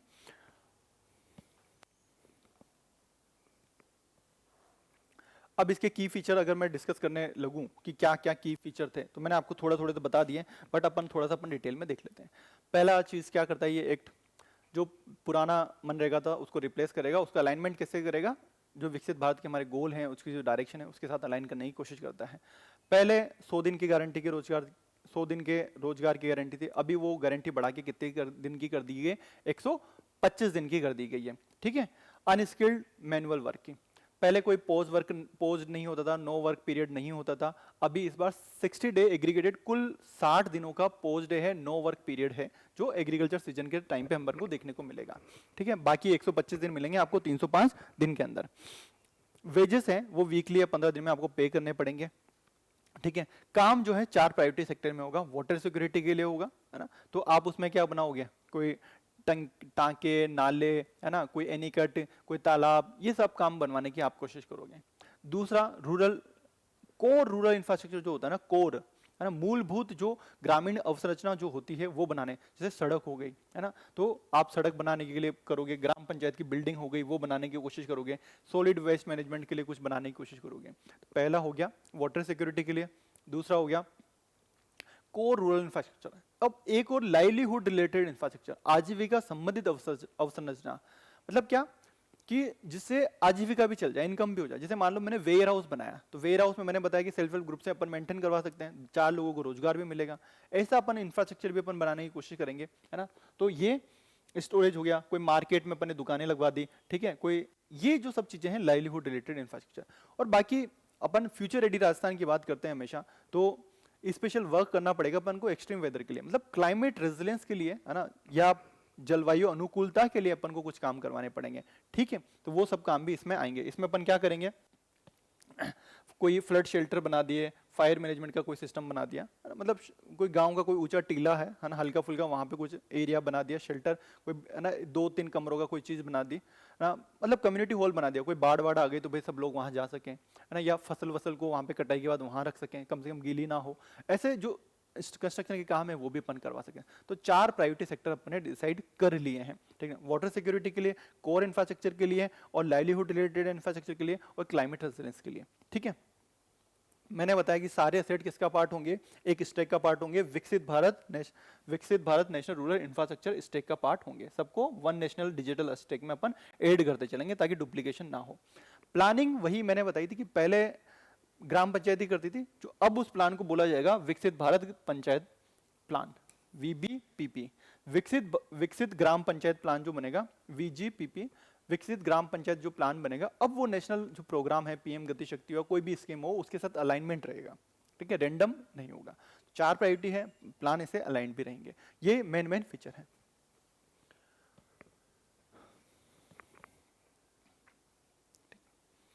क्या और क्या फीचर है इसके, मैंने आपको बता दिया कि ये सेंटर सेक्टर से अभी सेंट्रली स्पॉन्सर्ड स्कीम हो चुकी है, ठीक है, सेंटर सेक्टर से अब ये केंद्र प्रायोजित योजना हो चुकी है। पहले ओपन एंडिंग फंडिंग होती थी, उसकी जगह ये मानक आवंटन होगा, केंद्र सरकार ऑब्जेक्टिव पैरामीटर के आधार पर राज्यों को पैसा देगी, फिर उसके बाद जो भी ऊपर का लगेगा वो देगी। अब पैसा क्या क्या जो साझा होगा वो कैसा होगा, केंद्र और राज्य कितना देंगे, 60-40, केंद्र 60 और 40, जो उत्तरी पूर्वी के और हिमालय राज्य उनके 90-10 होगा, और बाकी जो केंद्र शासित प्रदेश है जिनमें विधायिका लेजिस्लेचर नहीं है वो 100% होगा, ठीक है, वो 100% देंगे, बाकी तो ये 60-40 देंगे जिनमें लेजिस्लेचर है। तो ये प्रोविजन हो गया, इसी पे कल SI में एग्जाम में क्वेश्चन पूछा भी गया है आपके लिए, ठीक है। और यदि राज्य उनको जो भी सेंटर की तरफ से फंड आता है उससे ज्यादा खर्च करते हैं तो भाई अपनी जेब से दो, हम नहीं देंगे, ठीक है। अब इसका नॉर्मल सा एंगल है, ठीक है, पहले मान लो 100 करोड़ रुपए आते थे, 100 करोड़ रुपए थे, तो 60 करोड़ पहले ऐसा था कि 100 करोड़, मतलब ऐसा मान लो, मोटा मोटा मैं समझाने के लिए बता रहा हूँ, 120 करोड़ रुपए खर्चा आ रहा है, 20 करोड़ रुपए स्टेट की तरफ से आ रहा है ये, और इसमें वेजेस भी आ गए, ठीक है, इसमें मटेरियल भी आ गया, सारे खर्चे मिला के आ गए, वेज के मान लो 100 करोड़ रुपए, तो सारे 100 करोड़ तो किसके तरफ से आ जा रहे थे, सेंटर की तरफ से आ जा रहे थे पूरे, ठीक है, और इसमें से भी 75% तो सेंटर ही देता था, तो ये भी 20 में से 75% मतलब 15 करोड़ तो वापस सेंटर देता था, 5 स्टेट देता। तो ऐसा है, समझो अगर खर्चा ऐसा हो रहा होगा 120 करोड़, तो 120 करोड़ में से 115 करोड़ तो दे रहे थे पहला सेंटर, और 5 करोड़ दे रही थी स्टेट। अब क्या हो गया, अब बोल दिया कितना, 60-40, मोटी मोटी गणित है समझाने के लिए, 12 चौक 48, अब ये देंगे 48 करोड़ रुपए, बाकी सेंटर देगा इतना, और उसमें भी ऊपर के कुछ लग गए तो ये देगा। अब बताओ स्टेट हैप्पी होंगे कि मुंह उतरेगा, मुंह लटक जाएगा, ठीक है। तो एक इसका फेडरलिज्म का कंसर्न ये भी बोल रहे हैं स्टेट की थोड़ा सा ये दिक्कत है, ठीक है, मोटा मोटा समझाने के लिए, है ना, फैक्चुअली इनकरेक्ट भी हो सकता है, बस समझाने के लिए। उसके अलावा वही सारी चीजें हैं, वैसा ही कुछ स्ट्रक्चर है, वही ब्लॉक प्रोग्राम ऑफिसर होंगे, डिस्ट्रिक्ट लेवल पे डिस्ट्रिक्ट प्रोग्राम कोऑर्डिनेटर होगा, कलेक्टर होगा, नेशनल लेवल पे स्टीयरिंग कमेटी होगी, स्टेट लेवल पे स्टीयरिंग कमेटी होगी, वही सारी चीजें हैं, ठीक है। और सबसे ऊपर ही ऊपर सेंटर और स्टेट ग्रामीण रोजगार गारंटी काउंसिल होगी, जो ऊपर ही ऊपर होगी, ठीक है। स्टीयरिंग कमेटी मतलब इनमें कौन होगा, इनमें मंत्री लोग होंगे, इनमें कौन होगा, चीफ सेक्रेटरी टाइप के लोग होंगे, ठीक है, बाकी तो है ही, ठीक है। स्टीयरिंग कमेटी में कौन होंगे, यह चीज होंगे। तो सेंटर पे और स्टेट पे ग्रामीण रोजगार गारंटी काउंसिल है, ग्रामीण रोजगार गारंटी काउंसिल है, जो क्या करेगी, पॉलिसी गाइडलाइन देगी, रिव्यू करेगी, और इनको फिर ब्यूरोक्रेसी में इंप्लीमेंट करवाने के लिए जो सबसे हायर बॉडी रहेगी वो स्टीयरिंग कमेटी होगी, वो कन्वर्जेंस करने की कोशिश करेगी, परफॉर्मेंस रिव्यू करेगी, और नीचे डिस्ट्रिक्ट प्रोग्राम कोऑर्डिनेटर होंगे, कलेक्टर साहब होंगे, प्रोग्राम ऑफिसर होंगे, जो वो सब चीजें मैनेज करेगी। ग्राम सभा का रोल अपन को पता ही है, बस मैंडेटरी है कि ग्राम पंचायत को कम से कम 50% के काम तो खुद करवाने पड़ेंगे खर्चे के, ये ज्यादा काम की चीज नहीं है, ठीक है। तो अपन ने देखा केंद्रीय और राज्य ग्रामीण रोजगार गारंटी परिषद होगी, फिर राष्ट्रीय और राज्य संचालन समितियां होंगी, और पंचायती राज संस्थाओं का तो काम अपन को पता ही है, ग्राम सभा का काम पता ही है, वो सोशल ऑडिट करेगी, और जिला कार्यक्रम समन्वयक भी होंगे और जिला कार्यक्रम अधिकारी भी होंगे, ठीक है। ये चीजें देखने को मिलेगी। अब इसमें ट्रांसपेरेंसी के लिए और क्या प्रोविजन है ना। तो मैंने बता दिया सेंटर को पावर मिली है कि वो कंप्लेंट जो भी आते हैं उनका इन्वेस्टिगेट कर सकें, ज़्यादा लगे तो भाई फंड भी रोक सकते हैं, ठीक है, और डिसीजन को इन्फोर्स कर सकते हैं, करेक्शन को इन्फोर्स कर सकते हैं। एक तो ये चीज़ होगी कि सेंटर्स को पावर मिली है इन्वेस्टिगेट करने की। दूसरी चीज़ वही जो टेक्नोलॉजी के इंटरवेंशन थे, वही जो हमारा मॉनिटरिंग सिस्टम था, MIS डैशबोर्ड था, उस पर अटेंडेंस लगेगी, है ना, national mobile monitoring system NMMS पे, ठीक है, ऑनलाइन अटेंडेंस होगी, जो भी एसेट बनेगा उनकी जियो टैगिंग होगी, ठीक है, बायोमेट्रिक ऑथेंटिकेशन होगा, आधार बेस इनेबल्ड पेमेंट होगा, वो सारी चीज़ें वो की वही चलेगी, ठीक है। और आर्टिफिशियल इंटेलिजेंस का अपन और यूज़ करेंगे, है ना, जो भी डेटा होगा उससे कोई फ्रॉड रोड अपन ढूंढने की कोशिश करेंगे कुछ हो रहा है तो। और जो भी डेटा हो गया चाहे पेमेंट का कि किसको कितना पेमेंट हुआ, मास्टर रोल में क्या क्या है, ठीक है, वो सारा डेटा आपको पब्लिकली शेयर करना पड़ेगा वीकली, ठीक है। आप मास्टर रोल में अपने चाहिए तो के नाम लिख दो और फिर, है ना, उनको पैसा पहुंचा रहे हो, नहीं, आपको पब्लिकली डालना पड़ेगा। फिर ग्राम सभा देखिए कि भाई ये लोग तो आते ही नहीं है, ये तो है ही नहीं, ये कहाँ से डाल दिए, ठीक है। तो पब्लिक डिस्क्लोजर अपन करने की कोशिश करेंगे। और हर महीने में, हर 6 महीने में कम से कम एक बार सोशल ऑडिट होगा, एक बार सामाजिक अंकेक्षण होगा, सामाजिक लेखा परीक्षा होगी, ठीक है। ये सारी चीजें हैं।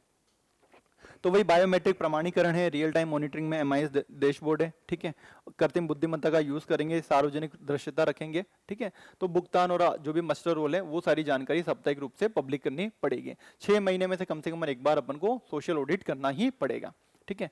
अब पहले क्या था ना कि थोड़ा एडमिनिस्ट्रेटिव एक्सपेंडिचर भी कम था पहले, कि 6% की लिमिट थी कि इससे ज्यादा आप जो नरेगा का फंड होगा उसमें 6% से ज्यादा आप एडमिनिस्ट्रेटिव एक्सपेंडिचर पे खर्च नहीं कर सकते, मतलब मेट की सैलरी हो गई, जितने भी एडमिनिस्ट्रेशन के काम है वो।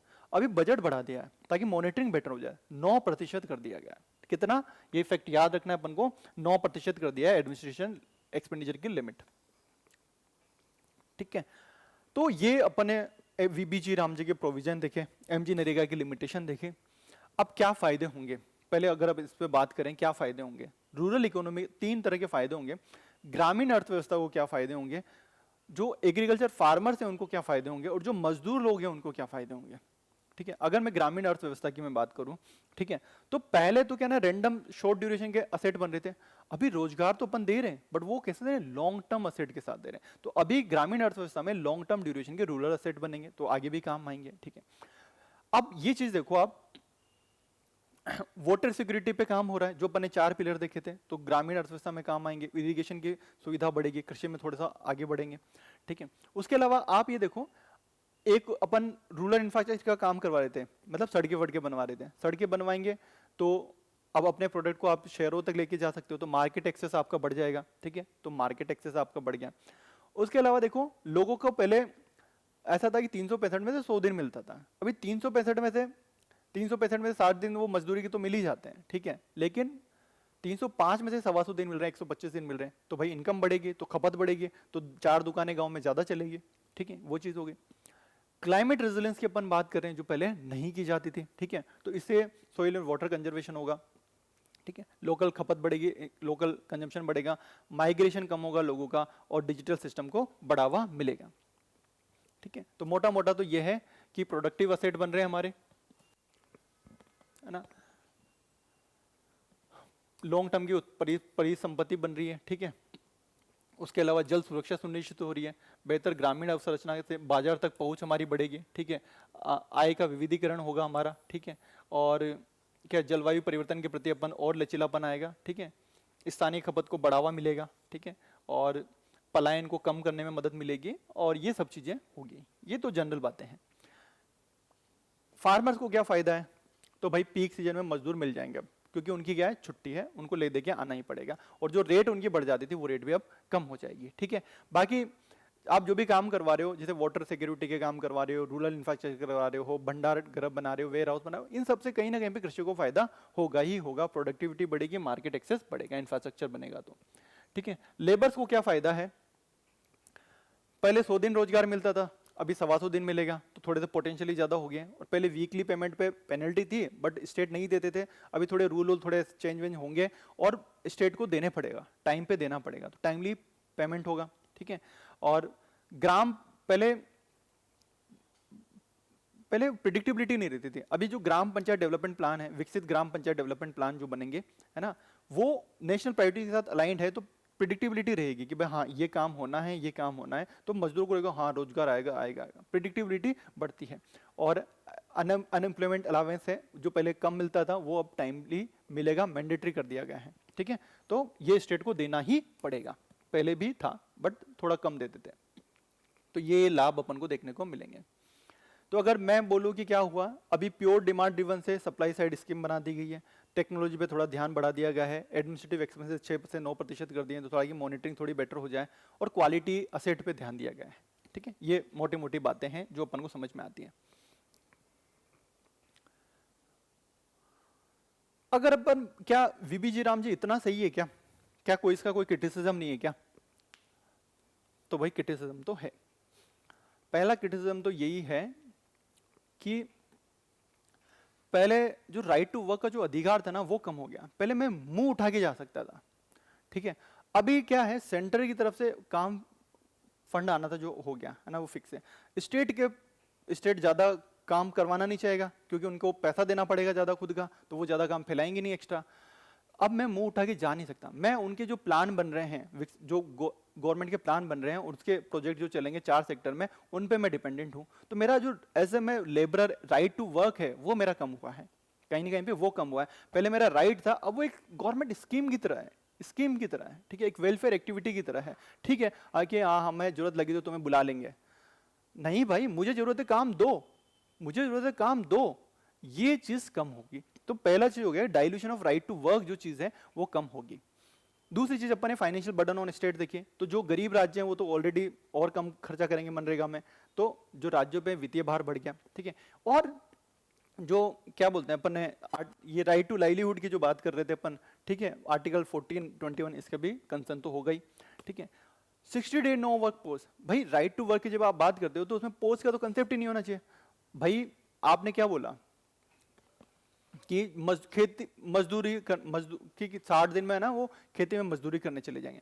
क्या आप बताओ नरेगा में जितने भी श्रमिक काम करते हैं क्या सबको अपन मजदूरी में लगा सकते हैं क्या खेती में? इतना भी नहीं होता भाई, तो वो कहीं ना कहीं पे रहेंगे। और जबकि अगर राइट टू वर्क की बात कर रहे हो, आप गारंटी बनाना चाह रहे हो, तो भाई उसमें ये पोस्ट क्यों होना चाहिए? मेरा मर्जी पड़े जब मैं मुंह उठा के आऊं, ऐसा क्यों बोला कि 2 महीने छुट्टियां रहेगी मुंह उठा के मत आना काम के लिए, है ना, और फिर इधर उधर घूमते फिरना कि कोई तुझे अपने खेत में फसल कटाई के लिए बुला ले तो ठीक है। एक तो ये नेगेटिव हो गया वर्कर्स के हिसाब से। तो राइट टू वर्क क्या है, ये है ना रेस्ट्रिक्ट करता है डिमांड को, है ना। और ये कहीं ना कहीं पे जो लैंडलेस लेबरर होते हैं, जो कई सारे किसान हैं, जो मजदूर है जिनके पास खुद की जमीनें नहीं है, ठीक है, और जो मान लो समाज के वंचित वर्ग से हैं, SC ST दलित वर्ग से हैं, तो कहीं कहीं तो गांव में आपको देखने को मिलेगा कि वो उनको काम पे बुलाते ही नहीं है। नरेगा में कोई डिस्क्रिमिनेशन नहीं होता अभी भी, पर गांव में सोशल डिस्क्रिमिनेशन है, तो फिर वो कहाँ जाएंगे भाई काम करने के लिए, उनके पास ना तो जमीनें हैं, ठीक है।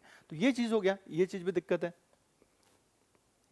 ठीक है। तो काम करने का अधिकार हमारा कमजोर होता है, राज्यों पे वित्तीय बोझ बढ़ता है, और जो नो वर्क पीरियड है इससे भी दिक्कतें आती हैं, भूमिहीन मजदूरों को खासकर दिक्कतें देखने को मिलेगी।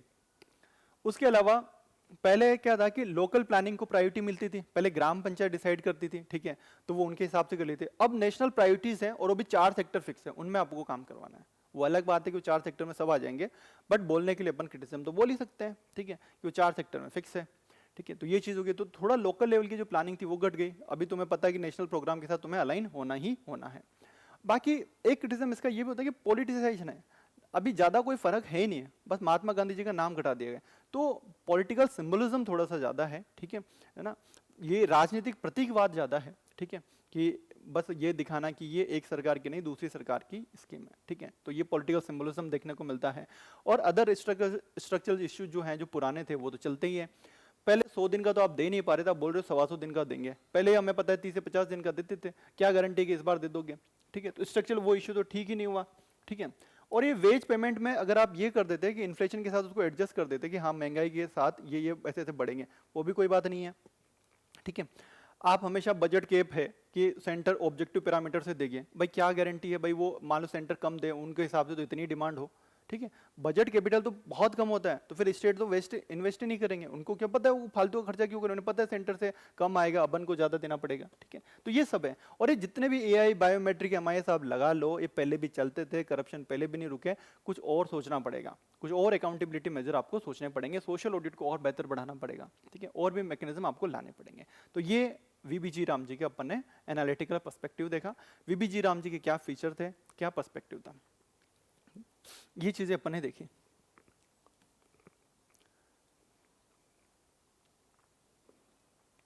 ठीक है, तो क्या क्या था भाई, क्या क्या फीचर थे, मोटे मोटे तो ये थे। 4 सेक्टर में काम करना है, 100 के बजाय आपको 125 दिन मिलेगा, 60 दिन की छुट्टी रहेगी। ठीक है, और नेशनल और स्टेट लेवल पे रोजगार गारंटी काउंसिल बनेगी, स्टीयरिंग कमेटी भी बनेगी, और बाकी वो नीचे का स्ट्रक्चर तो सेम ही है।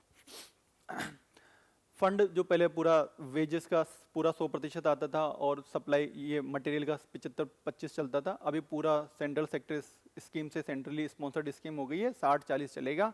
ठीक है, वो चीज़ है, बाकी 90-10 वो वाला जो कंसेप्ट चलता है। बाकी यूटी जिनमें लेजिस्लेचर नहीं है वो तो सेंटर की है, तो वो तो सेंटर ही देगा। ठीक है, ये चीज़ चेंज हो गई है। और क्या हो गया भाई, है ना, और तो फाइनेंशियल वाला अपन ने देख लिया। और बड़ा चेंज क्या हो गया कि मांग डिमांड ओपन एंडेड फंडिंग के बजाय नॉर्मेटिव फंडिंग स्टार्ट हो गई है, नॉर्मेटिव फंडिंग स्टार्ट हो गई है। ठीक है, तो सप्लाई ड्रिवन आउटपुट ओरिएंटेड हो गई है। रूरल जो इंफ्रास्ट्रक्चर स्टेक है उसमें डेटा अपडेट होता जाएगा। ठीक है, डुप्लीकेशन नहीं होगा, जो प्लान होंगे वो नेशनल प्रोग्राम के साथ अलाइन होंगे। ये सारी चीजें वीबीजी राम जी में की गई है। इसका क्रिटिसिज्म भी देख लिया, इसके सिग्निफिकेंस भी देख लिए, ये चीजें अपन ने देख ली। तो अभी अब क्वेश्चन है, कंपैरिजन भी आ सकता है वीबीजी राम जी और इसमें क्या फर्क है। ठीक है, तो मैं आपको होमवर्क देके जाता हूं, आपको लिखना है वीबीजी राम जी और MG नरेगा, MG